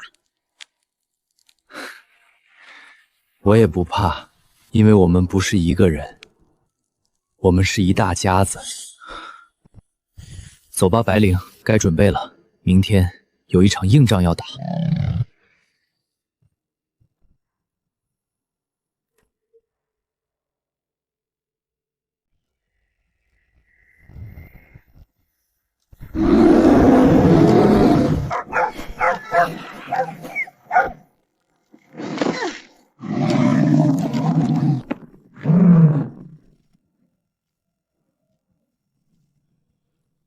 记住，朋友们，我们的目标不是伤人，是让他们知难而退。所有的陷阱都只能制造皮肉伤，不准致命。我们要让他们明白，这座山不是他们想来就能来的。恩人，当初你救了俺的命，今天俺们用命护着你。别说丧气话，谁都不会死。盗猎者要上山，只有3条路可走：西边的鹰嘴崖山道，东边的冰河山谷，还有北边的老鹰沟。鹰嘴崖最窄，只能过1辆车，是他们的首选。后面拴了一个牦牛毛绳索，他们搬石头的时候，金雕群会从崖顶俯冲，用辣椒粉招呼他们。好，如果他们过了鹰嘴崖，第2条防线在冰墙。白风，你带白牛群堵在路上，用牛角敲击冰面制造雪崩的假象，不用真雪崩，只要让他们以为要塌了就行。明白。如果他们还不退，就把他们引到口袋镇里去。那个3面岩壁的山坳，熊群在崖顶埋伏，等他们进去了，就把出口堵死。记住了，吓住他们就够了，不要伤人。恩人，你是人类，为什么要帮我们对付人类？因为你们不是畜生，你们是我的家人。家人有难，哪有袖手旁观的道理？恩人，俺这辈子跟定你了。来了，8辆车已经进山了。各就各位，该干活了。都给我盯紧了！那个守山人就在山里，找到他打断腿。老板说了，谁能活捉那头最大的白牦牛，奖金翻倍。老大，前面的路被堵了，妈的，肯定是那个守山人干的！所有人下车，搬石头！啊！什么东西扎我脚了？啊！这他妈是谁干的？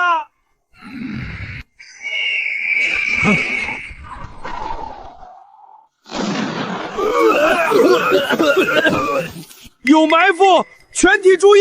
是那个该死的守山人，戴上护目镜和口罩。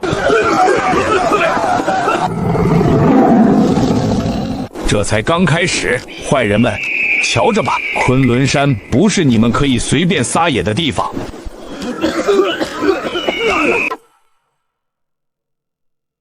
所有人戴上防毒面具，幸好车上备了几套，然后继续前进。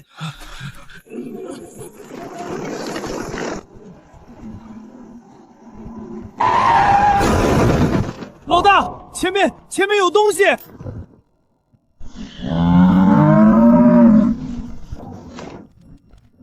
给我打！麻醉弹准备！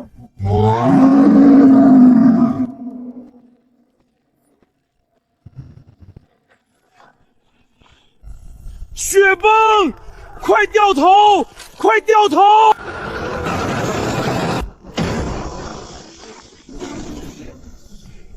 徒步前进！所有人徒步前进，我就不信了！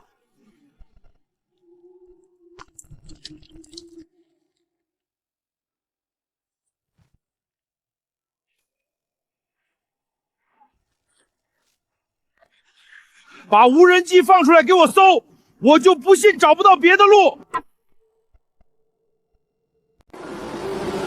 蒋大夫，我看到有铁鸟在天上飞，嗡嗡的。那是工业级侦察无人机，配备热成像摄像头，能从空中锁定任何恒温动物的位置。动物们的热信号在雪地上会格外明显。无人机一飞，所有埋伏点都会暴露。飞镖，能对付那些铁鸟吗？大夫，你就瞧好吧。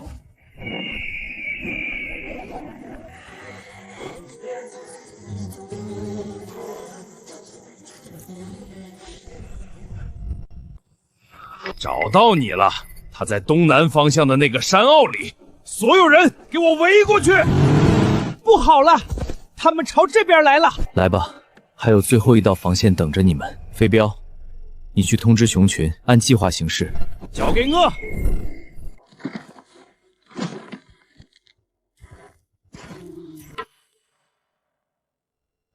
来吧，我精心为你们设计的口袋阵。这个山坳三面是陡峭的岩壁，最高的地方有10几米，几乎垂直，只有一条狭窄的入口，宽度刚好够2个人并排走进来。底部铺满了厚厚的苦叶和松针，下面是冻得硬邦邦的冰层。这一次，得给你们点颜色瞧瞧。啊！什么东西？糟了，中计了！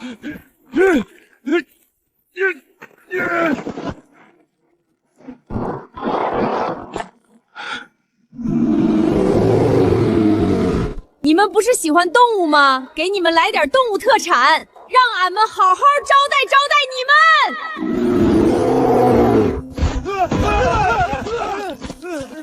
这些雪球里面是白尾给你们特制的礼物，用发酵野果和烂泥巴混合的臭蛋，接住喽！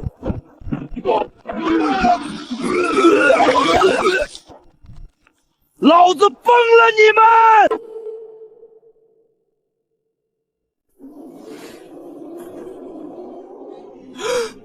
黑胖，趴下！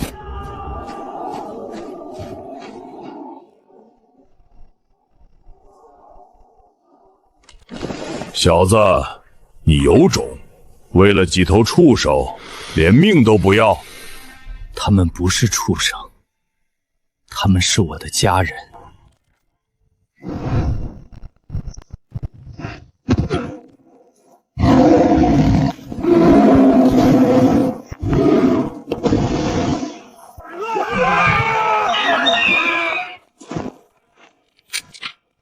回去告诉你们老板，昆仑山有我守着，以后别来了。如果还敢来，就不是今天这么简单了。你一个人类，为什么要帮着畜生？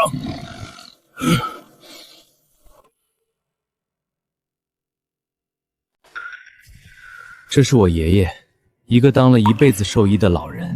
他教我的最后一句话是：医生这行救的是命，不分人畜，万物有灵，你伸手拉一把就是积德。我没有帮畜生，我帮的是这座山上每一个生灵，包括你们。你们的手上沾了多少血，你们自己清楚。我不害你们，是看在同为人类的份上。但如果你们再踏进这座山一步，下次就不是雪球和臭蛋了。我从一开始就留了这一手，但我没有用。为什么？因为我不想杀人。你们还不值得我脏了手。走吧，你们的路障我们会在1个时辰后清除，够你们开车下山。再往上走，就不是我能控制的了。大夫，盗猎者的车队已经在往山外开了，看来他们知难而退，全跑了。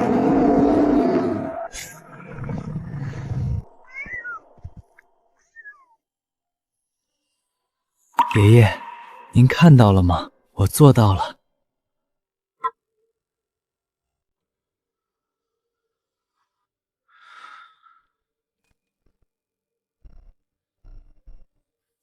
大哥，你咋了？赢了还不高兴？光头男撤退前，我听到他对着对讲机说了句话。啥话？对讲机里传出一个声音，让他先撤，别把事情闹大。那个声音不像普通手下，语气里带着命令的意味。大哥，俺偷听到了更多。光头男管那个人叫钱老板，还说账本和客户名单都在我身上。老板放心，这伙盗猎者背后果然还有人，就是那个想把白风抓去放血的钱老板。江大夫，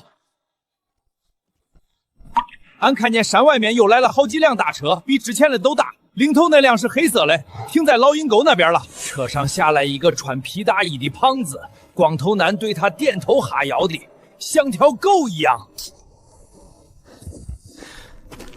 你确定看清楚了？俺眼睛尖得很。那胖子脖子上挂着一根金链子，手指上戴着3个戒指，一看就是有钱人。来就来呗，俺们还怕他？再来一次雪崩埋了丫的。这次不一样，老板亲自来，说明他要亲自坐镇指挥。他带的装备肯定更厉害。你们想想，光头男只是他的手下，手底下就有无人机和麻醉枪，老板本人会带什么？而且他手里有账本和客户名单，这些证据必须拿到手，否则就算我们把这一伙人赶跑了，换个地方，他们照样能招一批新人，从头干起。大夫，那咋才能拿到账本？你看见他们营地里有那种带大锅盖的天线吗？就是能打电话到很远地方的那种。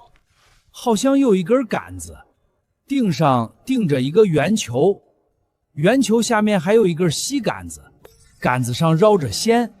那是卫星通信设备，只要能弄到那部卫星电话，就能向山外报警。昆仑山虽然偏僻，但卫星电话的信号能打到全世界任何一个地方。警察来了，这伙人就完了。飞镖，你把营地的布局仔细说一遍，帐篷在哪儿？车停在哪儿？哨兵站在哪儿？营地位于老鹰沟深处一片相对平坦的河滩上，三面环山，只有一条路进出，易守难攻。营地中央最大那顶黑色帐篷，肯定是老板红巡山的。卫星电话10有8九就在他身边，但问题是帐篷周围全天候有保镖巡逻，俺问过了，至少有4个人，2班倒，连只老鼠都钻不进去。俺能悄无声息地绕过哨兵，帐篷的拉链是从里面拉上来，爪子打不开，总不能把帐篷撕了吧？一撕就出声了。韩月，你们能从天上看到帐篷顶吗？有没有通风口或者天窗？俺夜里巡逻的时候注意到，那顶帐篷顶上有个用纱网封住的透气孔，不大，大概有脸盆那么大，爪子能撕开。够了，脸盆大小的透气孔，足够我们把药粉吹进去了。大哥，你这是要做啥？吹笛子啊？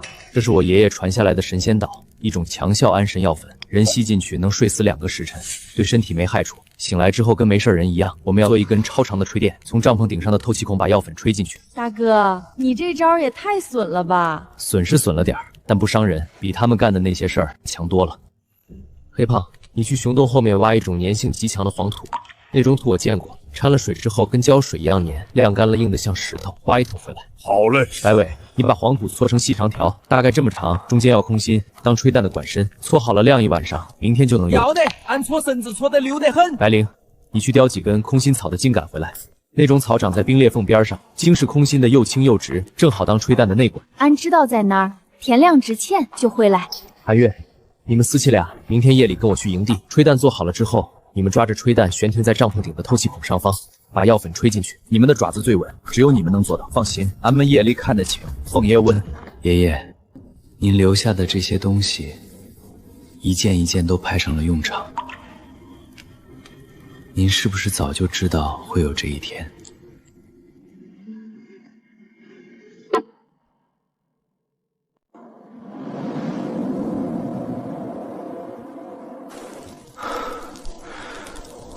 大夫，帐篷里的灯灭了，鼾声很大，哨兵在营地门口打瞌睡，还有1刻钟换岗。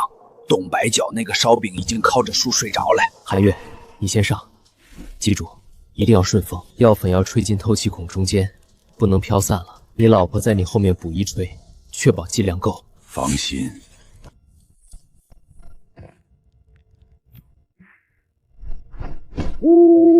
帐篷里的鼾声变节奏了，听这节奏，看来是有效发作了，至少3个人全都睡死了。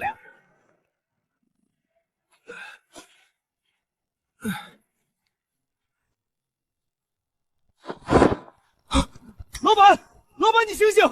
有情况，老板被人下药了，所有人起来！谁干的？给老子搜！一只苍蝇都不要放出去！这保镖的警觉性太高，我必须趁混乱还没完全扩散之前，立刻冲进去拿电话。走，贴地面，从阴影里摸过去。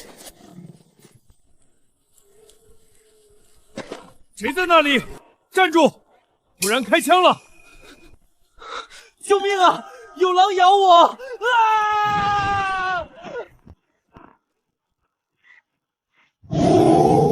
抓到人没有？那边什么情况？好像有个人被狼拖走了。我看到一个影子滚进灌木丛，里面有狼叫声。废物，别管闲事，赶紧去查帐篷里的情况。是，守住帐篷门口，谁都不许进去。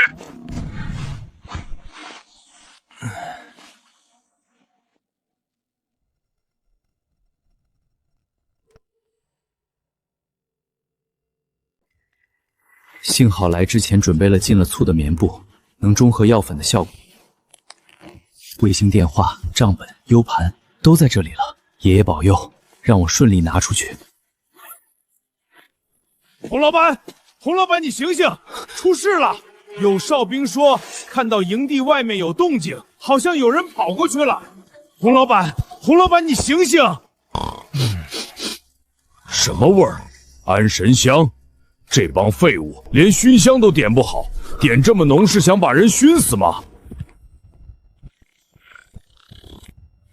拿到了，走。营地外围的哨兵刚刚换岗，有30秒的空窗期，正门方向的哨兵背推着你们，快走！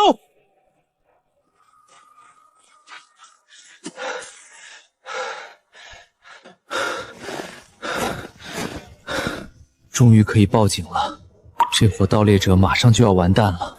红衣山，你的好日子到头了！大哥，不好了！光头男他发现电话丢了，正带着人沿气味追踪，他们有猎狗，跑，往冰原跑，那里气温低，气味散得快，猎狗的鼻子在那里不好使，快！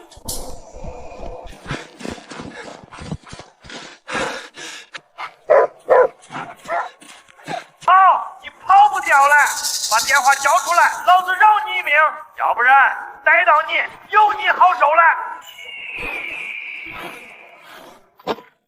大夫，追兵距离不到1000米了，猎狗跑得最快，已经甩开后面的人一大截，再这样下去，不到1炷香的功夫就会被追上。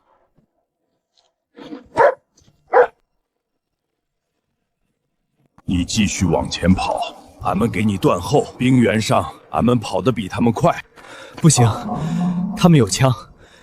你们虽然是牦牛，皮厚，但麻醉弹也能打穿，不能硬拼。不会硬拼。恩人，你听说过冰雾吗？冰原上有一种自然现象，只要用牛角敲击冰面，产生震动，地下的冷空气就会释放出来。遇到地面的暖湿气流就会形成蒙雾，雾浓的时候能见度不到2米。俺们祖祖辈辈都用这招躲避狼群。你能制造冰雾？能，但需要10几头牦牛同时踩冰面，震动越大，雾越浓。那就快做！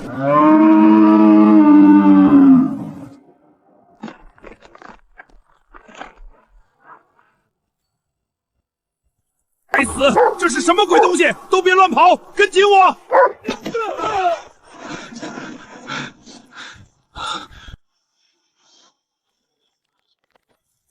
给我搜！他肯定跑不远，把热成像一拿出来！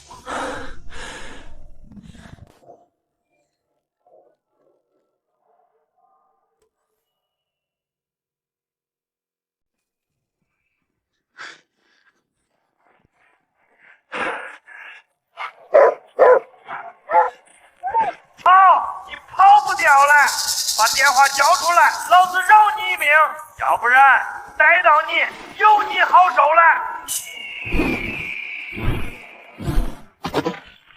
大夫，追兵距离不到1000米了，猎狗跑得最快，已经甩开后面的人一大截，再这样下去，不到1炷香的功夫就会被追上。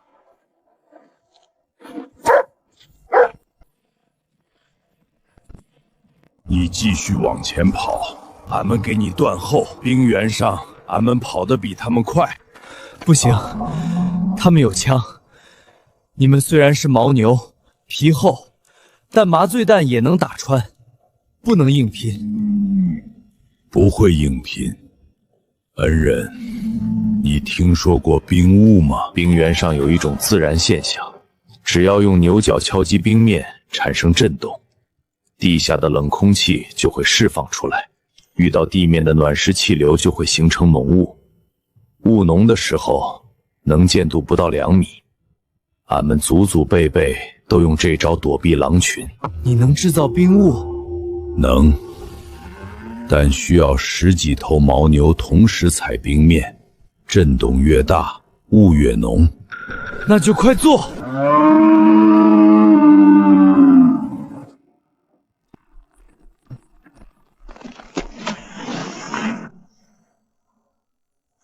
该死！这是什么鬼东西？都别乱跑，跟紧我！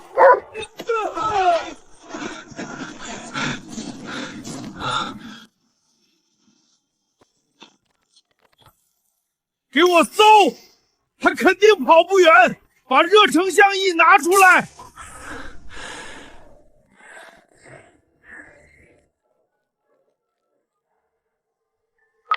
好，报警服务台，请问有什么事到需要帮助的？这里有一伙盗猎团伙，组织严密，装备精良，至少有30人以上，持有枪械和麻醉枪。他们的头目叫洪珊珊，是个富商。我手上有他们的账本和客户名单，可以作为证据。我现在用的是卫星电话，他们正在搜捕我，请你们尽快出警。好的，我会立即通知当地警方和森林公安。你要注意自身安全，不要与犯罪分子正面冲突。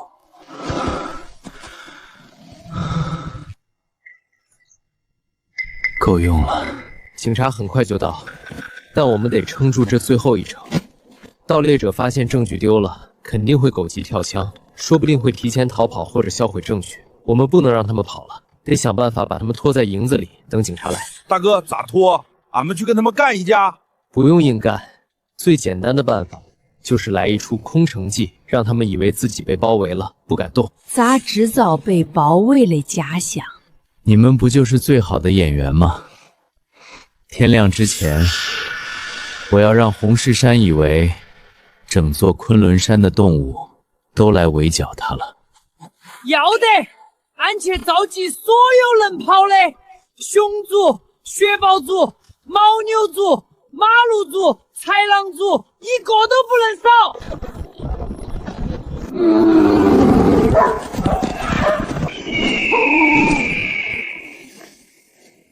爷爷，这伙人跑不了了，我一定要守住这座山和我的家人们。您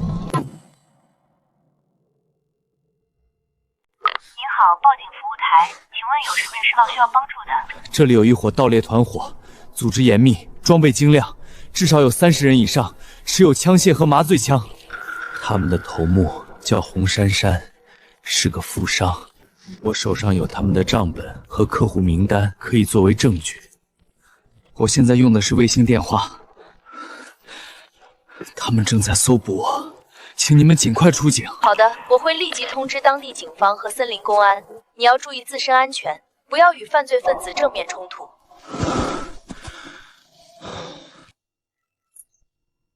够用了，警察很快就到，但我们得撑住这最后一程。盗猎者发现证据丢了，肯定会狗急跳墙，说不定会提前逃跑或者销毁证据。我们不能让他们跑了，得想办法把他们拖在营子里，等警察来。大哥，咋拖？俺们去跟他们干一架？不用硬干，最简单的办法就是来一出空城计，让他们以为自己被包围了，不敢动。咋制造被包围的假象？你们不就是最好的演员吗？天亮之前，我要让洪石山以为整座昆仑山的动物都来围剿他了。要得，俺去召集所有能跑的熊族、雪豹族、牦牛族、马鹿族、豺狼族，一个都不能少。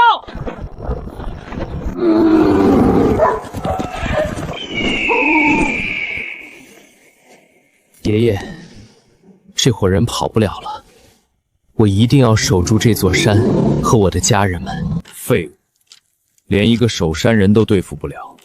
卫星电话丢了，账本也丢了，你知道那里面有多少客户的信息吗？要是落到警察手里，咱们全得进去。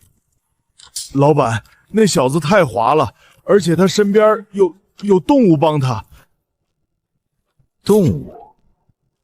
你是说几头畜生生把你耍得团团转？废物！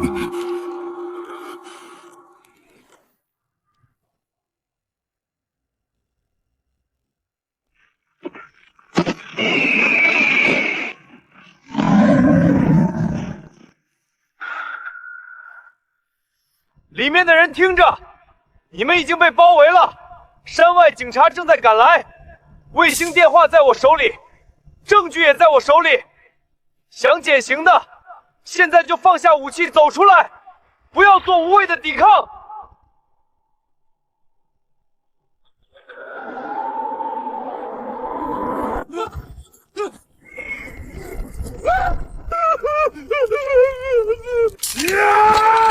别冲动，外面不知道有多少人，我们先稳住，等机会。警察不一定真的来了，这个空城计撑不了多久。一旦盗猎者反应过来外面只有动物，就会拼死突围。他们有枪，动物们不是对手。这里路况复杂，报完警，警察最快出警到这儿也得2个小时，我得尽力拖延住时间。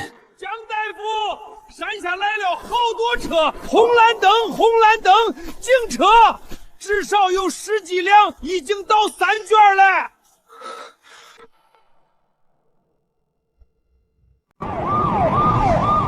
嘿嘿，乡炮妹们，俺早就把钥匙藏起来了，你们找得到算你们本事。跟他们拼了！老大，别打了，外面全是警察，我们完了。完了，全完了。我的生意，我的钱。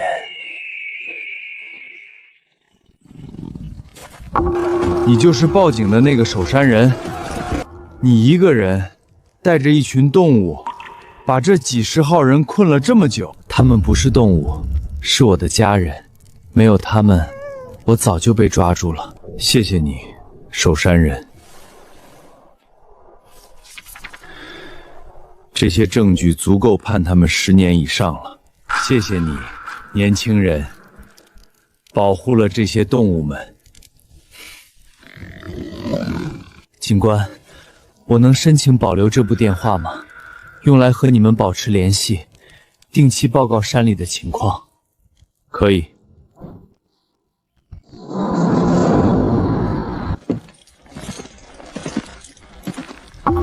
你到底怎么指挥动物的？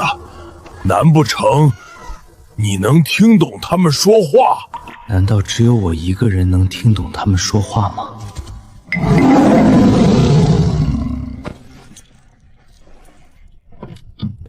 洪老板，你不是说白梦摇血能治你的癌症吗？我现在告诉你，你得的不是癌症，是贪心。贪心没医治。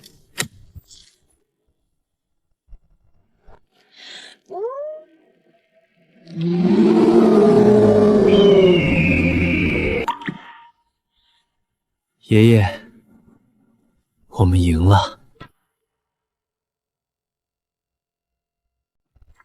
我们会依法严惩盗猎者，但后续需要你配合做笔录。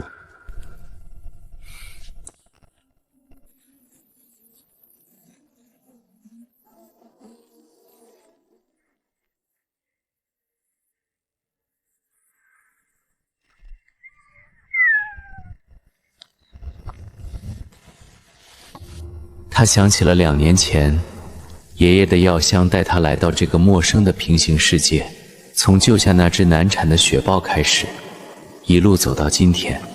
他救了雪豹，救了熊王，救了马鹿，救了金雕，救了猫头鹰，救了雪狐，然后又带着这些动物一起对抗盗猎者，把他们送进了监狱。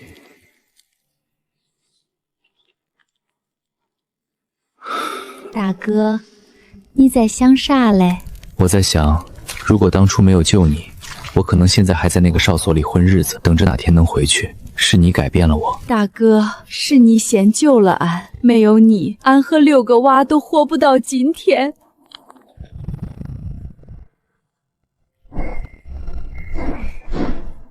大夫，俺在红阴山帐篷后面的垃圾堆里翻到了，那垃圾堆里有好多东西，但这个盒子不一样，上面的花纹跟你的药箱很像，俺觉着重要，就调回来了。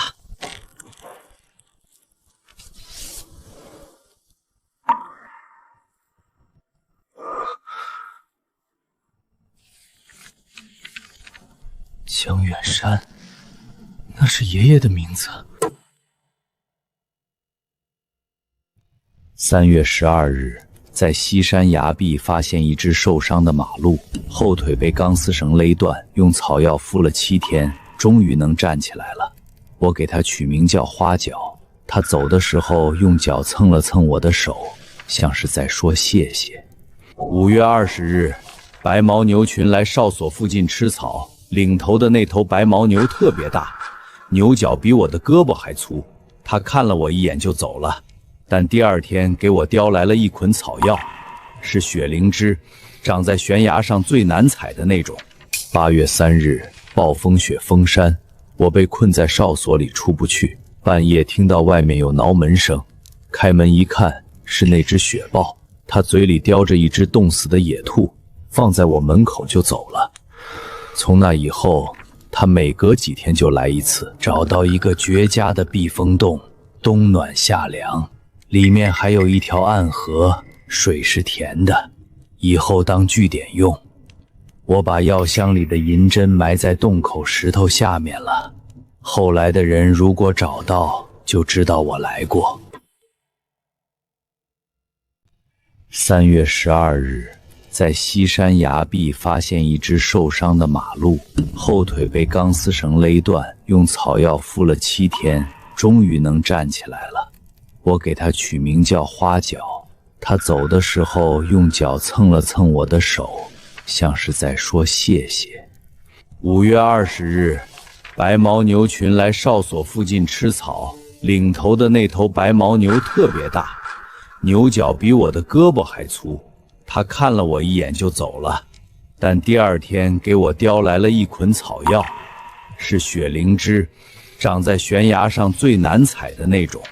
8月3日，暴风雪封山，我被困在哨所里出不去。半夜听到外面有挠门声，开门一看，是那只雪豹，它嘴里叼着一只冻死的野兔，放在我门口就走了。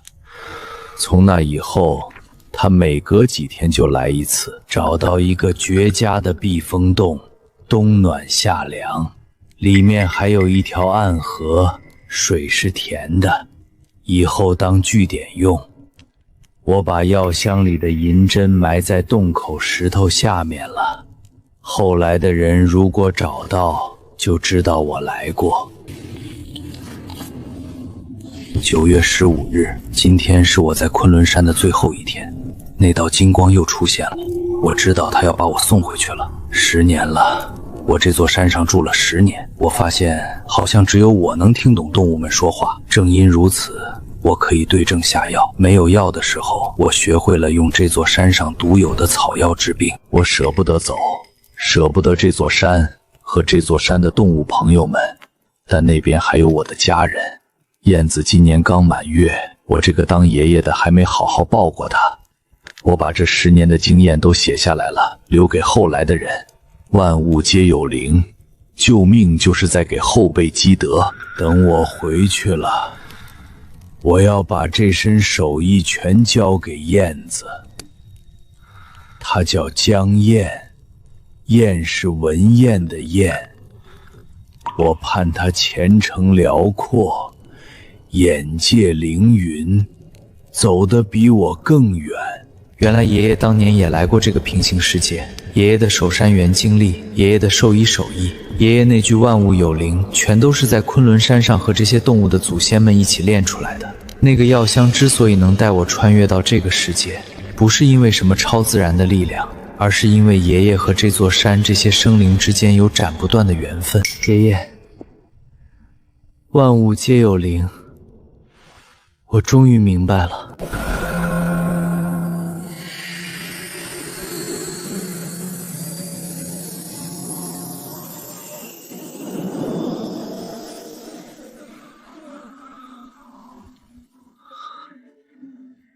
爷爷，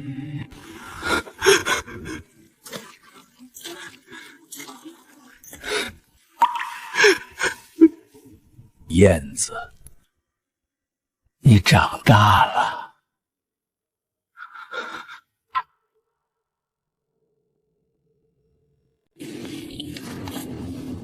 9月15日，今天是我在昆仑山的最后一天。那道金光又出现了，我知道他要把我送回去了。10年了，我这座山上住了10年，我发现好像只有我能听懂动物们说话。正因如此，我可以对症下药。没有药的时候，我学会了用这座山上独有的草药治病。我舍不得走，舍不得这座山和这座山的动物朋友们，但那边还有我的家人。燕子今年刚满月，我这个当爷爷的还没好好抱过她。我把这10年的经验都写下来了，留给后来的人。万物皆有灵，救命就是在给后辈积德。等我回去了，我要把这身手艺全交给燕子。她叫江燕，燕是文燕的燕。我盼她前程辽阔，眼界凌云，走得比我更远。原来爷爷当年也来过这个平行世界，爷爷的守山员经历，爷爷的兽医手艺，爷爷那句万物有灵，全都是在昆仑山上和这些动物的祖先们一起练出来的。那个药香之所以能带我穿越到这个世界，不是因为什么超自然的力量，而是因为爷爷和这座山这些生灵之间有斩不断的缘分。爷爷，万物皆有灵，我终于明白了。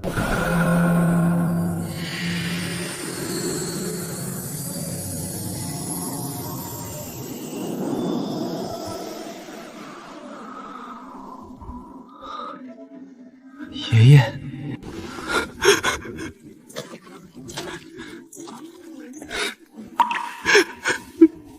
燕子，你长大了。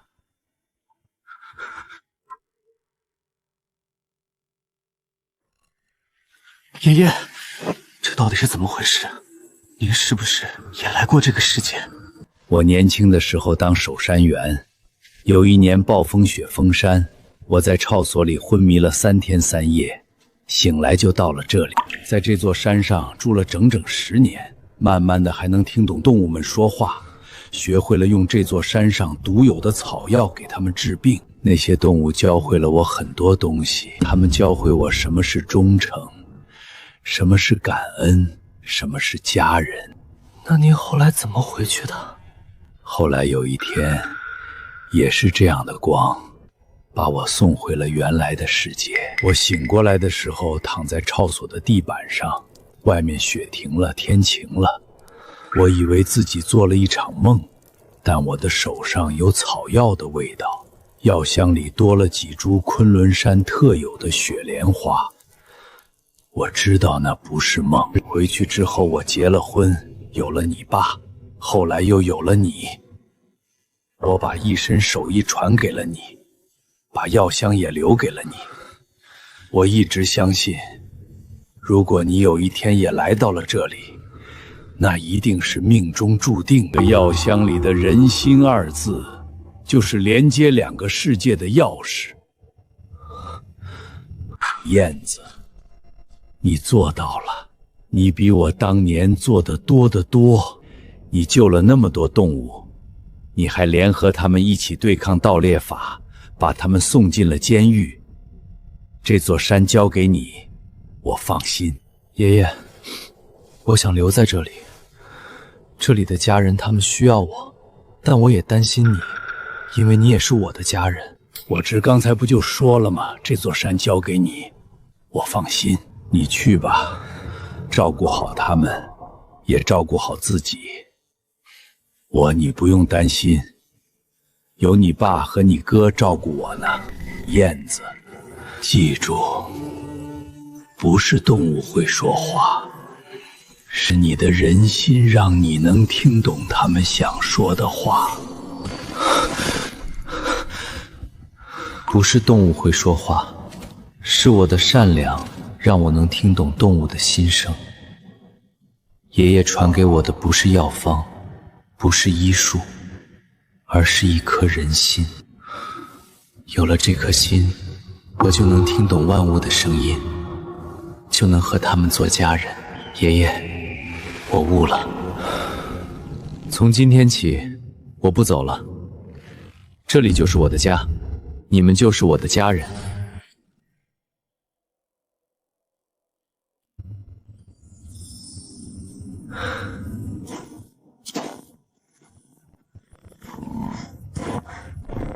江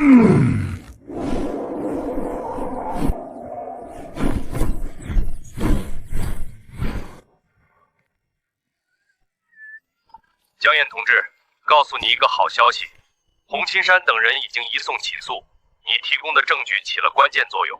检察院说，这是近10年来破获的最大一起盗猎案件，警方正在申请给你颁发见义勇为奖。谢谢警官，我不需要奖。保护动物，人人有责嘛。爷爷，您看，这一大家子热闹不？